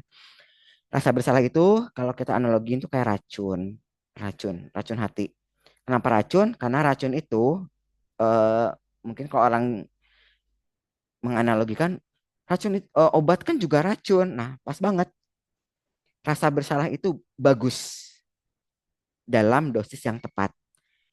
Kalau Anda tidak punya rasa bersalah, harus ke psikiater justru. Karena berarti kita mungkin psikopat, ya enggak sih? Kalau Anda nggak punya rasa bersalah, justru dipertanyakan, ini orang kok udah bikin kacau, lempeng-lempeng ae gitu kan. Anda mungkin dimusuhin satu kantor, dimusuhin satu keluarga besar, kalau kita nggak punya rasa bersalah. Artinya rasa bersalah itu baik selama dalam dosis yang tepat gitu. Kalau kelebihan jadinya racun kayak obat. Kalau sedikit menyehatkan, tapi kalau ketergantungan obat overdosis bisa bikin meninggal gitu. Nah, rasa bersalah ini juga sama. Perlu selama takarannya sesuai. Bisa bikin kita tetap bergerak, bikin kita tetap em, sesuai norma dan bikin kita jadi warga negara dan hamba yang lebih baik gitu ya, hamba Tuhan yang lebih baik. Tapi kalau kelebihan kita akhirnya nggak bisa nggak bisa bersalah, nggak bisa bergerak, kita serba takut dan kita jadinya mempersulit diri sendiri. Nah, tapi kita lihat dulu nih, pas kita mengalami rasa bersalah, dampaknya apa sih? Kalau teman-teman mengalami hal ini, yakinilah teman-teman lagi merasa bersalah. Yang pertama, orang yang merasa bersalah itu um, bikin dia sadar diri. Nah, ini tentunya positif ya, bahwa dia oke, ini ada masalah dan aku berperan sadar diri. Dan ini juga Em, ini positifnya doang ya, dampaknya statistik. Yang kedua, tapi kalau berlebihan, saat teman-teman merasa bersalah, Anda menghukum diri. Jadi, em, ada banyak kasus orang ibu-ibu martir. Ini ada istilahnya ibu-ibu martir dan ini mungkin teman-teman juga alami. Ada ibu-ibu yang itu mengorbankan segalanya untuk anak-anaknya karena dia yaitu merasa bersalah kalau dia tidak menjadi ibu yang baik. Atau contoh lain, dia menghukum diri. Jadi em, dia karena merasa nggak punya waktu banyak dengan anak, contoh ibu bekerja ya, aku ibu bekerja, aku kurang waktu banyak sama anak, aku merasa bersalah dan hukumannya adalah selama anak aku punya permintaan apapun itu harus selalu aku penuhi. Aku memenuhi kebutuhan anakku, keinginan anakku itu sebagai hukuman aku karena aku bekerja. Akibatnya anaknya apa? Anak-anaknya manja gitu. Pengen apapun dikasih, pengen malam-malam pengen boneka Labubu dibeliin gitu ya. Eh, Pagi-pagi tiba-tiba pengen lotek dicariin, padahal di situ nggak ada tukang lotek dekat rumahnya dan segala macam. Ulang tahun pengen ngerayain di hotel, dijabanin gitu. Meskipun itu mempersulit diri kita sendiri, tapi karena kita merasa bersalah, akhirnya kita lakukan gitu. Di kantor juga sama. Ada kantor-kantor yang membuat karyawannya merasa bersalah. Lo salah kalau pulang jam 5. Hukumannya apa? Lembur nggak dibayar gitu. Dan ini dibikin tidak dalam aturan, tapi dalam konteks dibikin merasa bersalah gitu. Nggak malu apa? Teman kamu masih di sini, kamu udah pulang. Yaudah deh, yaudah deh. Akhirnya menghukum diri. Akhirnya em, bekerja lebih larut gitu ya, gitu. Dan seterusnya. Kemudian kalau kita merasa bersalah juga kita jadi menghalangi hubungan kita. Kita jadi terutama dengan orang ya. Aku punya salah sama orang. Aku jadi ngerasa eh, kotor. Aku ngerasa nggak layak berinteraksi sama orang itu. Paling gampang rasa bersalah adalah mungkin punya utang terus belum bisa bayar, kan pasti kita jaga jarak ya. Kan gitu. Jadi kalau kita merasa bersalah tuh bikin berjarak, ngerusak hubungan ya nggak sih? Jadi kalau Anda merasa bersalah pasti hubungannya rusak. Em, di kantor pun sama kan, ada orang yang bikin salah sama kita, tiba-tiba dia menjauh. Lalu kita bingung, ini anak kenapa nih? Kok biasanya ceria, biasanya asik, kok tiba-tiba sekarang ke aku kok jadi dingin ya gitu. Padahal orang itu yang lagi merasa bersalah sama kita gitu. Atau sebaliknya, kita ngerasa bersalah sama orang, kan kita jadi nggak mau ketemu sama dia gitu. Mengalami hal ini. Coba siapa yang mengalami? Kasih aku jempol. Itu yang ketiga. Jadi kalau teman-teman merasa bersalah, dampaknya ini. Akhirnya teman-teman karirnya juga mandek. Anda merasa bersalah sama atasan, komunikasinya nggak bagus, ya udah, tidak terekspos di mata atasan, susah naik pangkat gitu. Kan begitu. Jadi berhubungan semua. Dan yang terakhir, yang sering dialami, dan ini jeleknya ya. Ini di enforce sama orang tua kita. Ada hubungan logis yang sesat sebenarnya ya. Karena kamu salah, kamu nggak berhak bahagia. Banyak orang saat dia merasa bersalah, dia menghukum diri dengan tidak mau berbahagia. Contoh gini, aku lagi main sama teman, ini fiktif ya, naik mobil sama teman, lalu misalnya kecelakaan, lalu teman aku meninggal. Semenjak saat itu, aku nggak pernah lagi mau diajak main dengan alasan aku kalau main aku bahagia, sedangkan teman aku meninggal pas main. Aku nggak layak kok bahagia, karena kalau aku bahagia sama saja aku tidak menghargai teman aku yang udah meninggal. Ada istilah kerennya itu di bahasa psikologinya itu survivor bias. Banyak orang yang kalau dia selamat dari kecelakaan, dia berpikir kayak gini. Kenapa bukan aku aja yang meninggal? Kenapa harus dia? Dia orang yang lebih baik daripada aku. Misal kita lagi berkendara sama keluarga, lalu ada kecelakaan, misalnya kita selamat, kalau kita meninggal, lalu kita berpikir, kok harus keluarga aku sih yang meninggal? Kenapa harus dia? Kenapa nggak aku aja?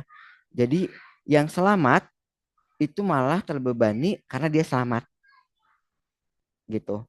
Dan ini jadinya dia jadinya ngerasa, kamu selamat ya, kamu naik pangkat. Dia jadi nggak ngerasa berhak bahagia gitu. Iya sih, ya oke, alhamdulillah aku naik pangkat. Kok kamu nggak seneng sih? Ah, seneng kok. Tapi dalam hati dia nggak ngerasa bahagia, kan dia ngerasa kamu tuh nggak berhak bahagia. Kamu tuh bisa bahagia karena kamu selamat, padahal kamu harusnya nggak selamat gitu. Dan ini kadang terjadi sama kita gitu. Jadi em, dan ini ngerusak kayak racun. Artinya kan masa hanya karena, bukan hanya sih ya, secara logis ini nggak fair. Ada satu kesalahan terjadi dalam waktu singkat, lalu kita menghukum diri kita dalam waktu yang beratus kali lipat lebih lama. Kita pernah melakukan kesalahan sekali, lalu kita menghukum diri kita 100 kali. Kan itu nggak fair. Ya nggak? Jadi rasa bersalah itu bagus, tapi jangan dibiarkan terus-menerus ada dan berlarut-larut. Kita harus bisa mencari cara supaya rasa bersalah ini selesai. Clue-nya di sana. Jadi cara mengatasi rasa bersalah yang setelah ini bisa teman-teman lihat adalah bikin rasa bersalah selesai. Caranya seperti apa? Seperti ini. Pertama, lakukan permintaan maaf yang tulus. Jadi permintaan maaf itu ada dua macam, ada yang tulus, ada yang enggak. Ada tulus Yura, siapa lagi ya? Sal Priadi, oh bukan itu penyanyi ya. Garing, ya maaf, biar nggak terlalu serius ya. Oke, jadi minta maaf itu ada yang tulus, ada yang enggak gitu ya. Katanya tips meminta maaf yang tulus itu ada 3 langkah. Pertama, minta maaf itu nggak boleh umum, nggak boleh umum, tapi harus spesifik. Misalnya, aku minta maaf ya, kemarin aku ngeklaim kerjaan kamu sebagai kerjaan aku. Jadi aku yang dipuji, kamu nggak dipuji. Itu ada masalah di kantor khusus. Minta maaf ya, kemarin kamu minta aku ngerjain tugas, tapi akunya terlambat. Jadi kerjaan kamu tertunda. Itu kan jelas ya, spesifik. Gitu. Jadi kok cuma maaf ya untuk yang kemarin, apa yang kemarin? Kemarin itu 24 jam. Yang bagian mana yang mau kamu minta maafin gitu. Nah, itu jadi sebutkan masalahnya dan sampaikan permintaan maafnya. Dan yang ketiga, sampaikan niatan bahwa kita mau memperbaiki kesalahan itu. Aku minta maaf ya, kemarin aku ngeklaim kerjaan kamu sebagai kerjaan aku, jadi aku yang dipuji sama atasan. Aku akan perbaiki ini, aku akan bilang ke Pak Manajer kalau kerja ini adalah kerjaan kamu. Dan kemarin aku cuma bantu presentasi aja, tapi kamu yang bikin gitu. Aku minta maaf ya. Aku minta maaf ya kemarin, sama istri aku misalnya. Aku minta maaf ya kemarin kamu pesan beliin pizza tapi belum aku beliin. Kemarin tuh aku buru-buru banget. Nanti kalau kamu pengen makanan lain pasti aku beliin gitu. Bisa jadi itu 3 cara minta maaf. Nah, ini juga masuk ke kotak P3K kita. Bikin rumus untuk teman-teman minta maaf yang tulus. Dan ini juga berat. Jadi emang teman-teman harus siap untuk minta maaf. Cara mengurangi rasa bersalah supaya nggak berlarut-larut adalah minta maaf. Terus yang kedua, setelah kita minta maaf ke orang lain, juga maafin diri sendiri. Jadi setiap masalah, hampir setiap masalah itu nggak mungkin hanya kita yang salah atau orang lain yang salah. Biasanya itu pasti ada, oh katakanlah kesalahan aku 70%, tapi kamu juga 30% ada peran di sana. Kesalahan aku 90%, tapi kamu juga ada 10%. Kecil sih, tapi pasti ada perannya juga. Artinya saat kita meminta maaf pada orang, itu juga sekaligus merupakan permintaan maaf ke diri sendiri gitu. Jadi bahwa kita juga harus maafin diri sendiri. Oke, ini aku udah salah dan ya udah, aku juga harus move on gitu. Aku nggak mau selalu berlarut-larut di sini. Caranya pakai yang ketiga. Dan ini berlaku untuk maaf-maaf yang tidak bisa disampaikan. Contoh kayak tadi, kecelakaan, ya aku nggak mungkin menghidupkan lagi yang sudah meninggal.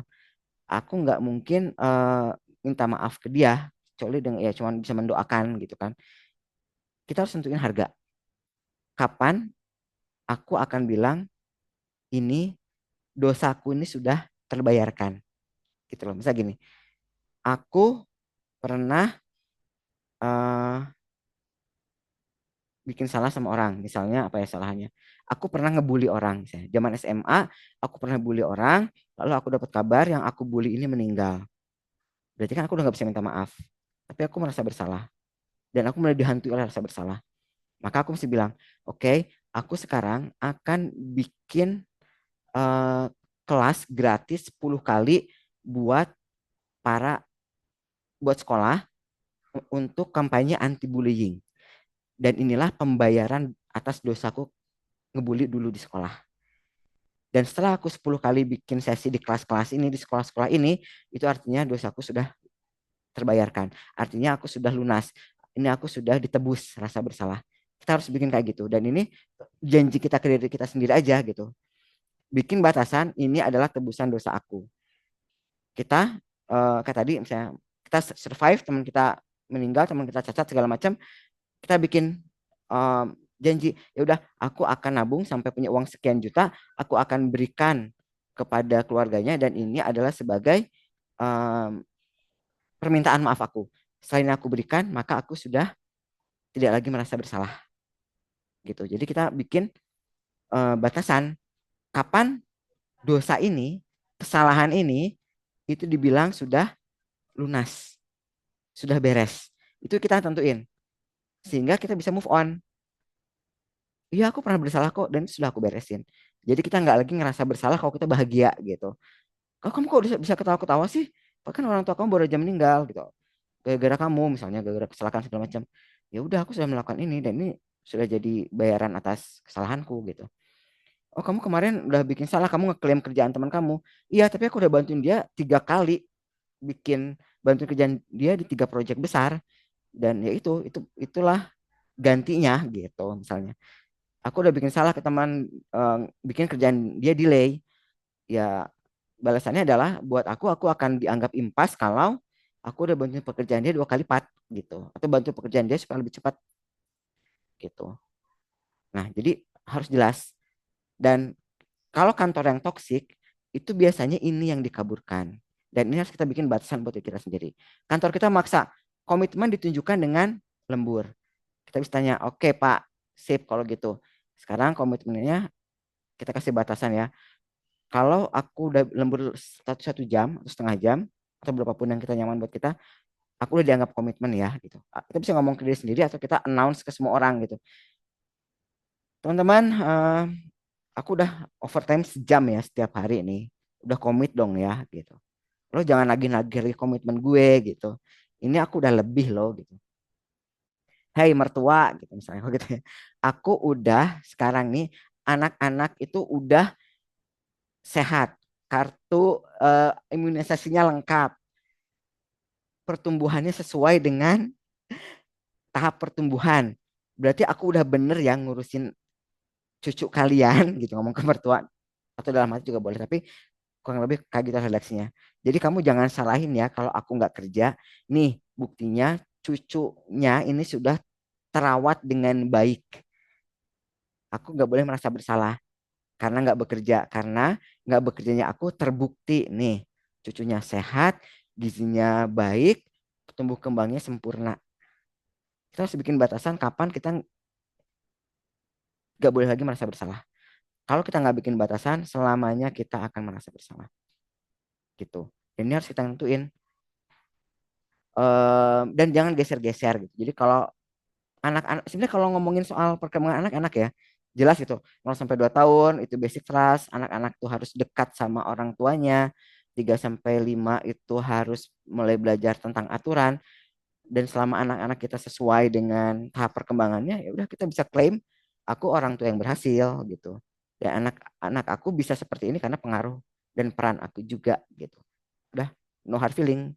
Eh, peran aku di rumah sudah sesuai gitu. Aku nggak usah merasa bersalah gitu kan ya. Gitu. Termasuk juga tadi misalnya penggunaan uang. Uang ini aku laporkan. Kalau sudah aku laporkan dan sesuai rencana, aku nggak boleh merasa bersalah lagi ya. Ini kan sudah kesepakatan aku dan suami. Sudah sesuai. Aku nggak boros loh. Aku nggak pernah check out yang enggak.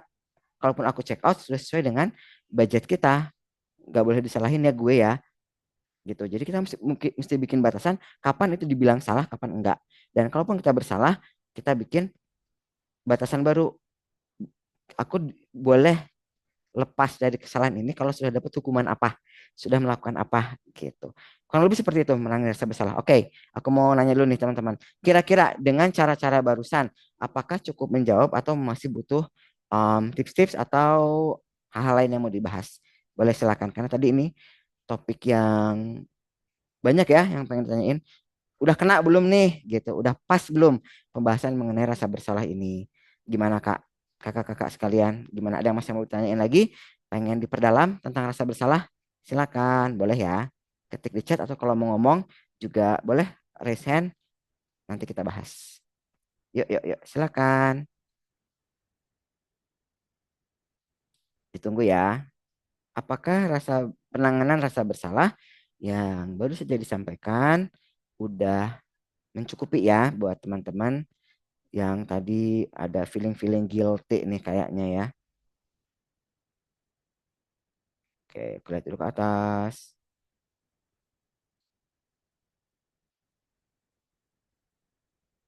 Oke, adakah? Ditunggu ya. Ini aku baca punya Kak Ruli yang tadi ya. Aku baru wisuda kemarin 7 bulan, dah semua plan rencana habis sudah disiapkan, udah bimbel CPNS, bimbel ya, berkas S2 untuk LPDP, tapi semuanya hancur karena lulus di MT sawit. Tapi ternyata gagal, CPNS gagal, besoknya jadinya gagal karena MT. Ah, ini kan feeling feeling guilty ya. Nah, mesti dibikin aku aku memang nganggur, tapi aku akan tidak merasa bersalah. Contoh nih ya, kalau sudah setiap hari ngelamar ke 10 lowongan pekerjaan. Itu akan bikin kita lebih sehat mental. Oke sih aku memang masih nganggur ya sampai sekarang, tapi setiap hari aku udah punya rencana selalu minimal 10 lowongan aku lamar. Dan kalau aku sudah ngelamar 10 kali, aku tidak merasa bersalah. Untuk pekerjaan bisa ke sana ya, buat nih Kak Ruli tadi. Oke, yang lain gimana? Ada hmm, cerita-cerita tentang menyembuhkan diri dari rasa bersalah? Sambil aku baca-baca yang tadi ya. Silakan.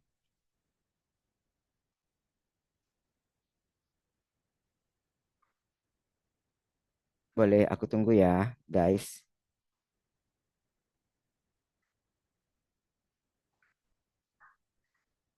Oh juga tadi, ini kakak hamba Allah. Siapa ya? Juga lagi merasa bersalah katanya. Oke, silakan yang lain. Yuk cerita yuk. Ada nggak yang mau cerita? Ditunggu ya, masih ditunggu. Silakan.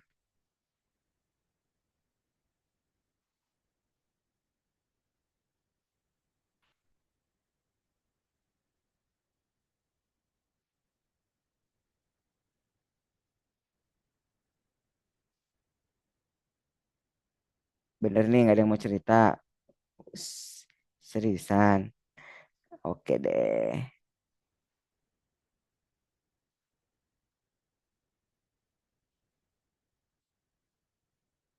Kalau nyaman dengan menarik diri dan jadi pendiam, apakah salah? Aku teh pendiam. Salah nggak sih jadi pendiam? Oke. Ini kalau konteksnya eh, Kak Liza izin, ini aku kontekskan dengan rasa bersalah nggak ya? Jadi ada kantor-kantor tertentu. Ini kalau salah tolong dibetulkan ya Kak Liza. Ada kondisi lingkungan tertentu itu yang seperti ini. Kamu teh harus gabung, harus ikutan heboh, harus ikutan rame-rame. Kalau kamu nggak ikutan rame-rame, kamu tuh nggak solid. kamu tuh nggak friend, kamu tuh nggak tim, nggak jadi tim member yang baik gitu. Lalu kita dibikin merasa bersalah karena nggak jadi tim member yang baik. Nah, lalu mungkin Kak Liza, betul gitu nggak Kak Liza ya? Lalu Kak Liza bertanya-tanya, emang kalau aku sendirian menarik diri dan pendiam itu salah ya? Emang nggak boleh ya kalau aku teh emang segitu nggak tim membernya aku kah? Segitu nggak komitnya aku kah? Kalau aku sendirian aja gitu.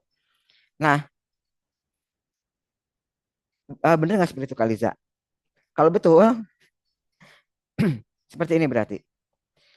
Bikin batasan yang setidaknya Kak Liza sepakati ke diri sendiri yang menunjukkan bahwa oke, aku sudah berkontribusi loh.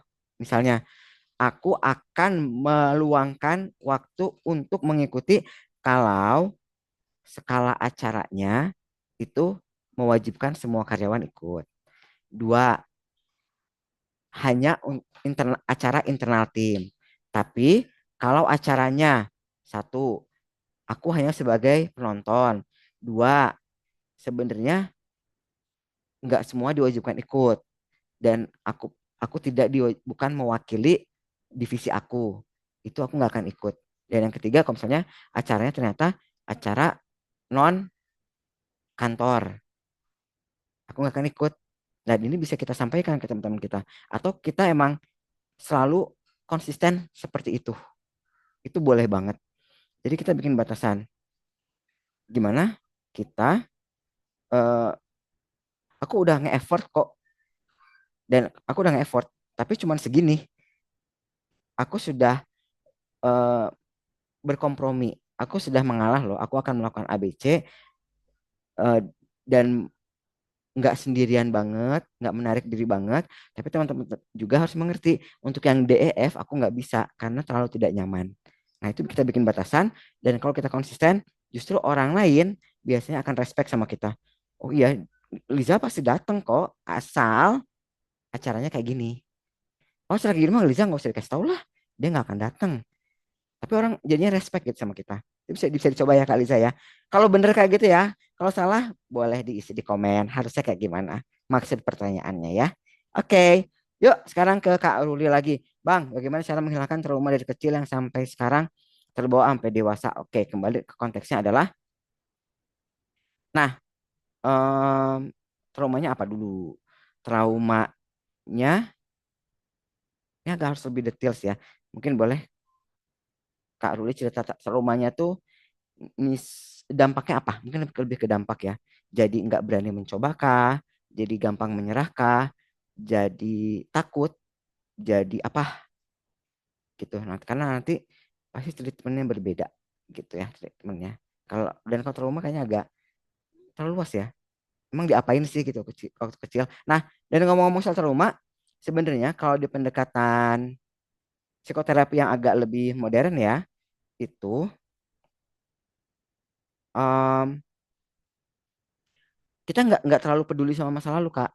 Jadi Kak Ruli, untuk dan termasuk yang saya pakai sekarang ya, itu kita bisa bilang kayak gini Kak, apapun yang terjadi dahulu itu sudah berlalu dan nggak akan aku bawa ke masa depan. Aku yang dulu itu tidak akan mencampuri aku yang besok. Bisa kayak gitu. Jadi em, ada pendekatan-pendekatan yang emang sekarang tuh udah sangat-sangat nggak peduli kamu tuh dari mana, kamu tuh dulu kayak apa. Tapi pertanyaan adalah kamu mau kemana? Dan untuk mencapai itu harus bagaimana? Ada yang lebih ke sana pendekatannya. Nah, nanti mungkin aku kasih tips namanya grow. Itu bisa kita bahas ya. Tapi out of topic. Oke, kita bahas dulu sedikit ya. Kita lanjutkan ya, teman-teman. Kak Liza masih tunggu ya, bener atau tidak komen aku tadi. Nah, kadang-kadang kita juga mengalami kegagalan dan mungkin berhubungan sama Kak Ruli ya. Jadi kegagalan itu kayak sesak nafas. Jadi tersendat gitu ya.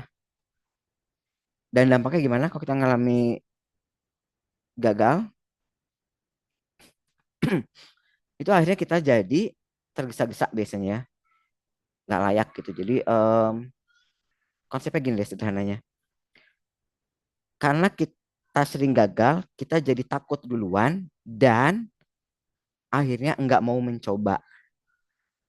Dan karena kita nggak mau mencoba, akhirnya kalaupun kita mencoba, kita capek duluan karena kerjanya double. Pertama, harus meyakinkan diri sendiri.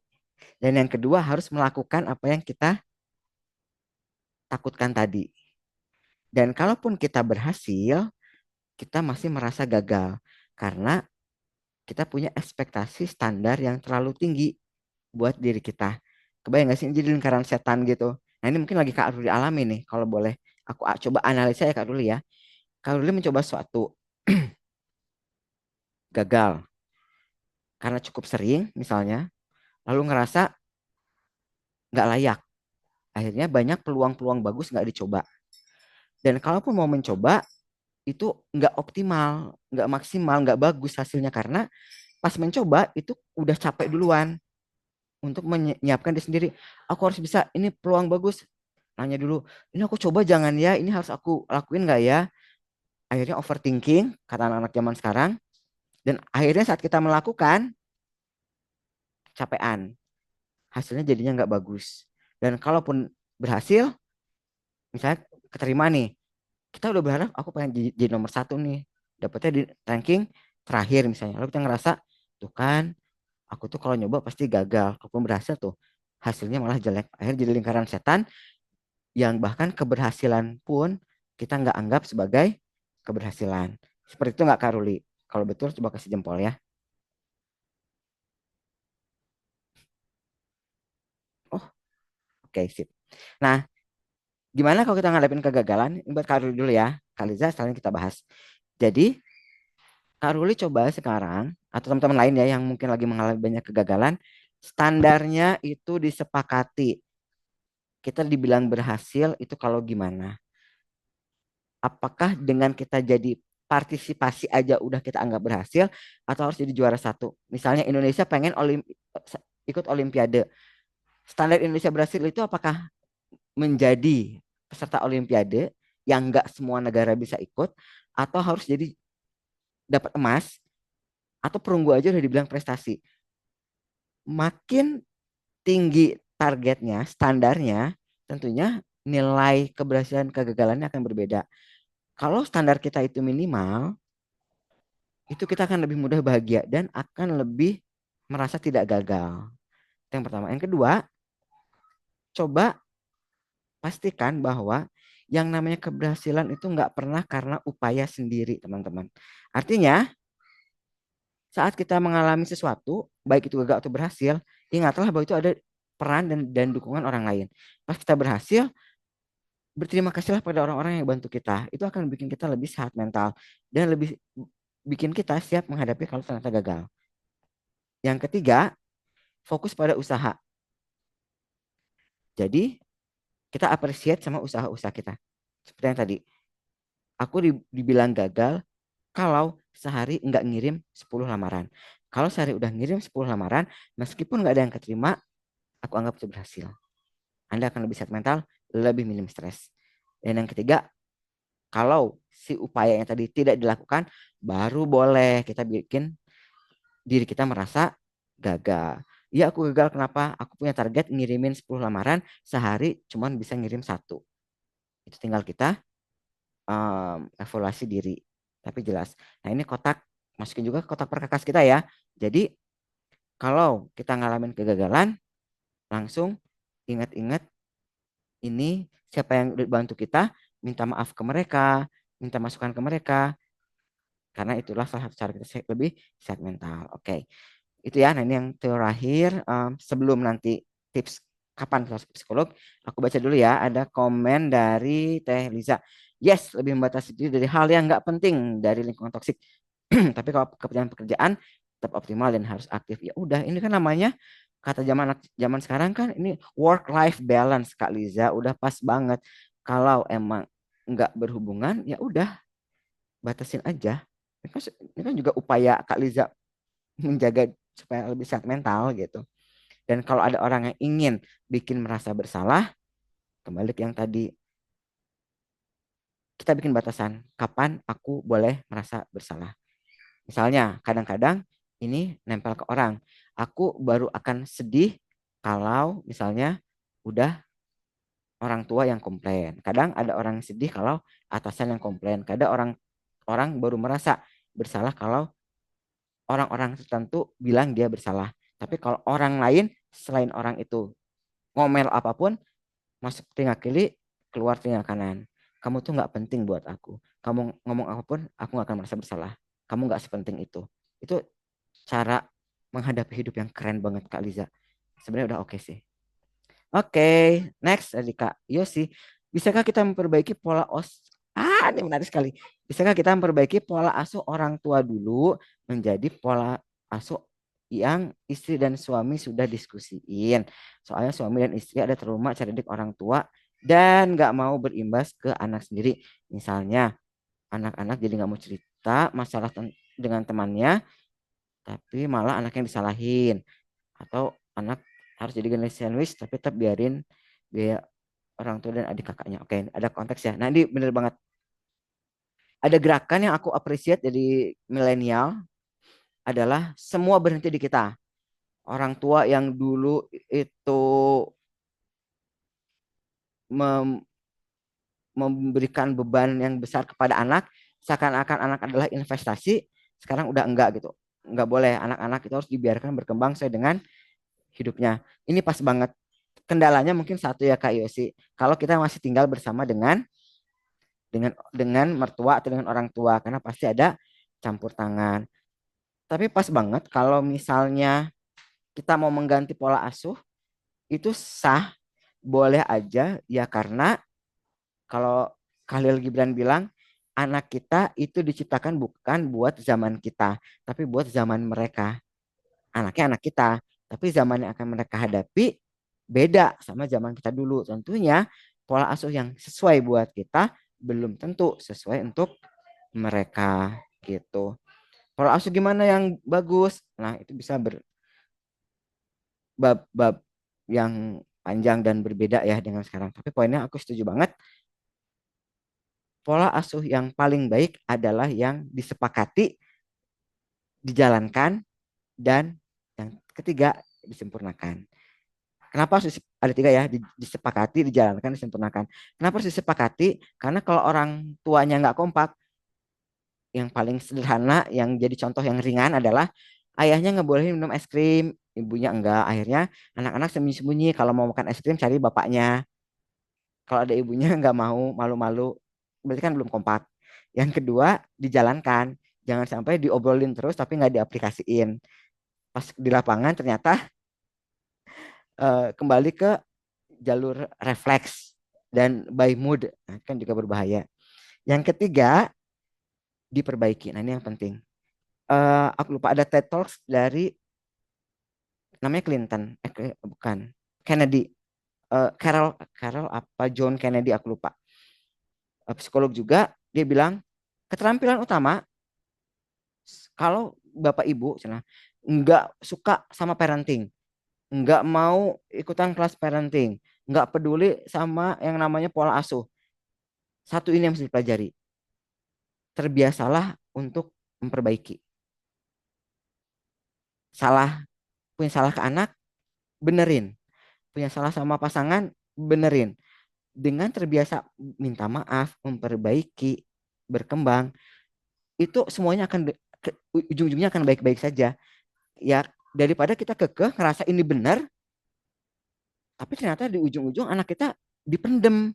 Di masa depan anak kita ternyata berontak, lalu berubah 180 derajat dari yang kita rencanakan. Itu akan lebih parah. Jadi, pola asuh yang paling baik ini poin yang ketiga, itu harus diperbaiki, harus direvisi, harus mau um, menyesuaikan dengan perkembangan kitanya sendiri karena kita pun makin tua, kita pun makin dapat banyak masukan, kita mungkin sadar kesalahan-kesalahan kita, anak pun berkembang yang dulunya bisa sekarang jadi nggak bisa, dulu bisa diarahkan sekarang udah punya pengen sendiri atau sebaliknya dulu nggak bisa sekarang bisa, artinya kita mesti mengurangi porsi maksanya kita itu itu juga menjadi pertimbangan. Jadi tiga ya, disepakati, dijalankan, direvisi. Dan direvisi ini paling penting. Jadi orang tua zaman sekarang itu yang aku sangat appreciate adalah dan ini harus kita selalu dengungkan kemana-mana, orang tua yang bisa minta maaf dan mau memperbaiki cara asuhnya dia. Kalau emang salah, mau belok gitu. Ya kalau kita salah jalan nggak ada untungnya kita tetap ngegas. Ya dibelokin dong gitu. Cari jalan yang lain. Jalannya buntu ya udah cari jalan yang berbeda. Anaknya mentok dengan cara A, ya udah berarti emang nggak bisa dengan cara A, ganti cara B gitu. Kita emang salah, anaknya ternyata nggak nyaman, anaknya tertekan, ya udah perbaiki. Biar anaknya kembali bisa deket sama kita. Kita bikin salah, anaknya jauh, gimana caranya biar makin dekat kayak gitu. Nah, jadi itu yang ketiga. Dan ini berhasil. Jadi Nyonya Kennedy ini bilang kayak gini. Tapi aku mah udah kayaknya nggak cocok nih kalau mau ngebenerin segala macam. Coba bayangin, bayangin ya teman-teman sekalian. Kita berimajinasi sedikit. Bayangin suatu hari kalau orang tuanya masih ada, mungkin tiba-tiba orang tuanya telepon atau orang tua datang ketemu gitu ya. Kalau orang tuanya sudah nggak ada, mungkin tiba-tiba teman-teman bayangin nemuin sebuah surat yang tersimpan di rumah gitu ya, surat yang tertutup atau ada gitu ya. Nah, ada pesan yang kurang lebih pesannya kayak gini. Nak, oke, ini mungkin nggak biasanya ya ayah ngomong kayak gini sama kamu, mungkin juga ngerasa aneh gitu. Tapi ayah tuh lagi ngerasa, lagi sadar gini, kayaknya dulu pas waktu ngebesarin kamu, ayah tuh punya salah. Dan mungkin dulu kamu nggak bisa cerita ke ayah, mungkin dulu kamu punya kekesalan dan nggak bisa ngomong ke ayah. Tapi sekarang ayah sadar kalau ternyata dulu tuh nggak sempurna. Bisa nggak kamu maafin ayah dan ya udah yuk kalau emang kita masih ada waktu kita perbaiki ini bersama. Coba bayangin. Bayangkan kalau teman-teman dapat telepon atau ngobrol kayak gitu atau dapat surat isinya kayak gitu. Nyes nggak sih hati gitu ya. Bahwa yang namanya memperbaiki kesalahan itu bisa kapanpun, nggak ada kata terlambat dan jangan takut salah ngedidik anak karena anak itu selama kitanya mau minta maaf itu dimaafin kok. Dan kita pun mungkin harus mulai membuka hati maafin orang tua ya supaya kita juga jadi nggak ada rasa bersalah kalau nanti ada kehilangan wajib nyambungnya gitu. Oke, itu mungkin. Oke, terakhir ya aku nextkan dulu. Nah, slide terakhir, teman-teman boleh ke psikolog kalau terjadi 4 hal ini. Pertama, kalau teman-teman sudah menyakiti diri sendiri, nggak bisa kerja, nggak bisa mandi, nggak, jadi cirinya orang punya gangguan kejiwaan kan dekorum ya istilahnya. Jadi malas beberes, malas bebersih, nggak mau mandi, nggak mau bersolek, nggak mau beberes rumah, rumahnya berantakan. Itu ciri Anda lagi punya masalah psikologis. Yang kedua, kalau Anda mulai terganggu karirnya, nggak bisa berteman sama teman kantor, malas berangkat kerja, kerjaan nggak beres, itu mulai Anda boleh ke psikolog. Dan kalau bisa ini eh, lebih banyak lebih bagus ya. Kalau cuma salah satu mungkin belum. Yang ketiga, orang sekitar Anda mulai komplain. Ada yang terganggu. Ini Kang Ervan mah kok gitu ya? Atau misalnya ada yang ngelaporin malah lebih parah lagi. Dan yang keempat, durasinya. Kalau ketiga hal tadi ada mengganggu diri sendiri, mengganggu pekerjaan dan mengganggu orang lain, ini berlangsung setidaknya 2 minggu sampai 3 bulan atau bahkan lebih. Jadi kalau teman-teman cuma galau-galau, lalu Anda healing ke gunung, pulang-pulang Anda happy, belum harus ke psikolog ya. Tapi kalau ternyata Anda udah healing, Anda udah pakai aromaterapi, Anda sudah tadi ya udah nyoba curhat ke teman tapi masih belum mempan, tetap aja kita itu ngerasa nggak berharga, karir kita jadi mandek, semua orang di sekeliling kita komplain terus. Nah, ini mungkin sudah waktunya teman-teman mencari bantuan profesional. Jadi yang paling gampang sih yang poin 4 ya. Jadi kalau sudah 3 bulan lah, atau kalau 2 minggu tapi dia berat, itu 2 minggu. Misalnya udah dia tiba-tiba 2 minggu nggak bisa kerja di rumah aja dia emang stuck gitu dia di rumah eh, nggak masak, nggak mandi, apa-apa cuman GoFood 2 minggu berturut-turut nggak masuk, handphonenya dimatiin, ya udah itu mungkin nggak nyampe 2 minggu juga harus kita bawa ya karena dia sudah sangat berat gangguannya. Tangga kosnya udah komplain karena kamarnya bau, berarti kan bertiga-tiganya ada tuh. maka badannya nggak keurus, karirnya bermasalah, tetangganya komplain, ya udah nggak nyampe 2 minggu juga udah harus kita bantu. Tapi kalau kita masih bisa ke kantor, em, yang komplain juga hanya masalah-masalah kecil, kita juga masih bisa menjalankan fungsi sehari-hari, sebenarnya belum perlu sih ke psikolog gitu ya. Oke, itu mungkin. Nah, yang terakhir ini ada info, ini ada kontak aku, boleh banget chat, ngobrol, follow-follow juga di Twitter, Instagram, aku nggak punya TikTok, di Facebook @ervan_abu, LinkedIn juga @ervan_abu, atau kalau butuh layanan-layanan aku di link.id/ervan_abu ya. Baik, masih ada waktu 4 menit. Bentar lagi. Tapi sebelum ke sana, sebelum tanya jawab sedikit ya, boleh banget teman-teman, di grup kita itu di deskripsinya ada link buat tanya jawab. Insya Allah kalau teman-teman ada yang nanya di situ, sampai 3 bulan ke depan, setiap pertanyaan yang masuk akan aku jawab baik via voice note atau via teks di grup kita. Jadi nanyanya nggak di grup tapi via link yang ada di deskripsi ya. Setiap minggu, seminggu sekali akan aku kumpulkan dan aku jawab di setiap hari Jumat sore. Jumat sore aja kali ya, biar enak gitu ya. Jadi di setiap minggu dikumpulin. Jadi teman-teman punya konselor pribadi selama 3 bulan ke depan, yaitu aku. Hai. Jadi boleh banget yang tanya-tanya di grup kita ya. Itu boleh banget. Jadi jangan keluar dari grup. Dan boleh banget kalau mau ngajak teman-teman yang lain ikut grup. Jadi insya Allah ini akan ada batch-batch selanjutnya. Teman-teman akan kita undang lagi kalau ada tema-tema yang serupa atau tema-tema yang berbeda ya. Gitu. Insya Allah skemanya masih sama, free dengan opsi untuk berkontribusi. Boleh teman-teman kalau ada yang mau nanya, masih ada beberapa menit lagi. Yuk nanya-nanya yuk, boleh kalau ada yang mau nanya, mau open mic atau ketik juga boleh. Kita akan akhiri jam 11 tepat. Oke. Oh, Kak Liza belum masuk. Oh my God. Grup yang kemarin Kak Liza belum masuk ya. Oke Kak Liza, nanti aku cek ya. Sedih sekali kok belum masuk. Liza, Kak Liza, Kak Liza, Kak Liza. Sungguh Kak Liza. Kalau belum masuk grup, ping nomornya ke aku deh, nanti aku masukin ke grup ya. Nomor aku ada ini ya, 0818 0997 1298. Ping aja, nanti aku masukin ke grup gitu. Dan teman-teman boleh nge-add teman-teman lain yang mungkin bisa terbantu. Insya Allah ini akan ada batch selanjutnya. Kalau teman-teman mau ikutan lagi boleh, karena seperti yang tadi disampaikan di awal, mungkin pendekatannya agak beda atau mungkin ada tema-tema lain. Termasuk ya, kalau teman-teman punya usulan tema, masukin aja jadi pertanyaan ya.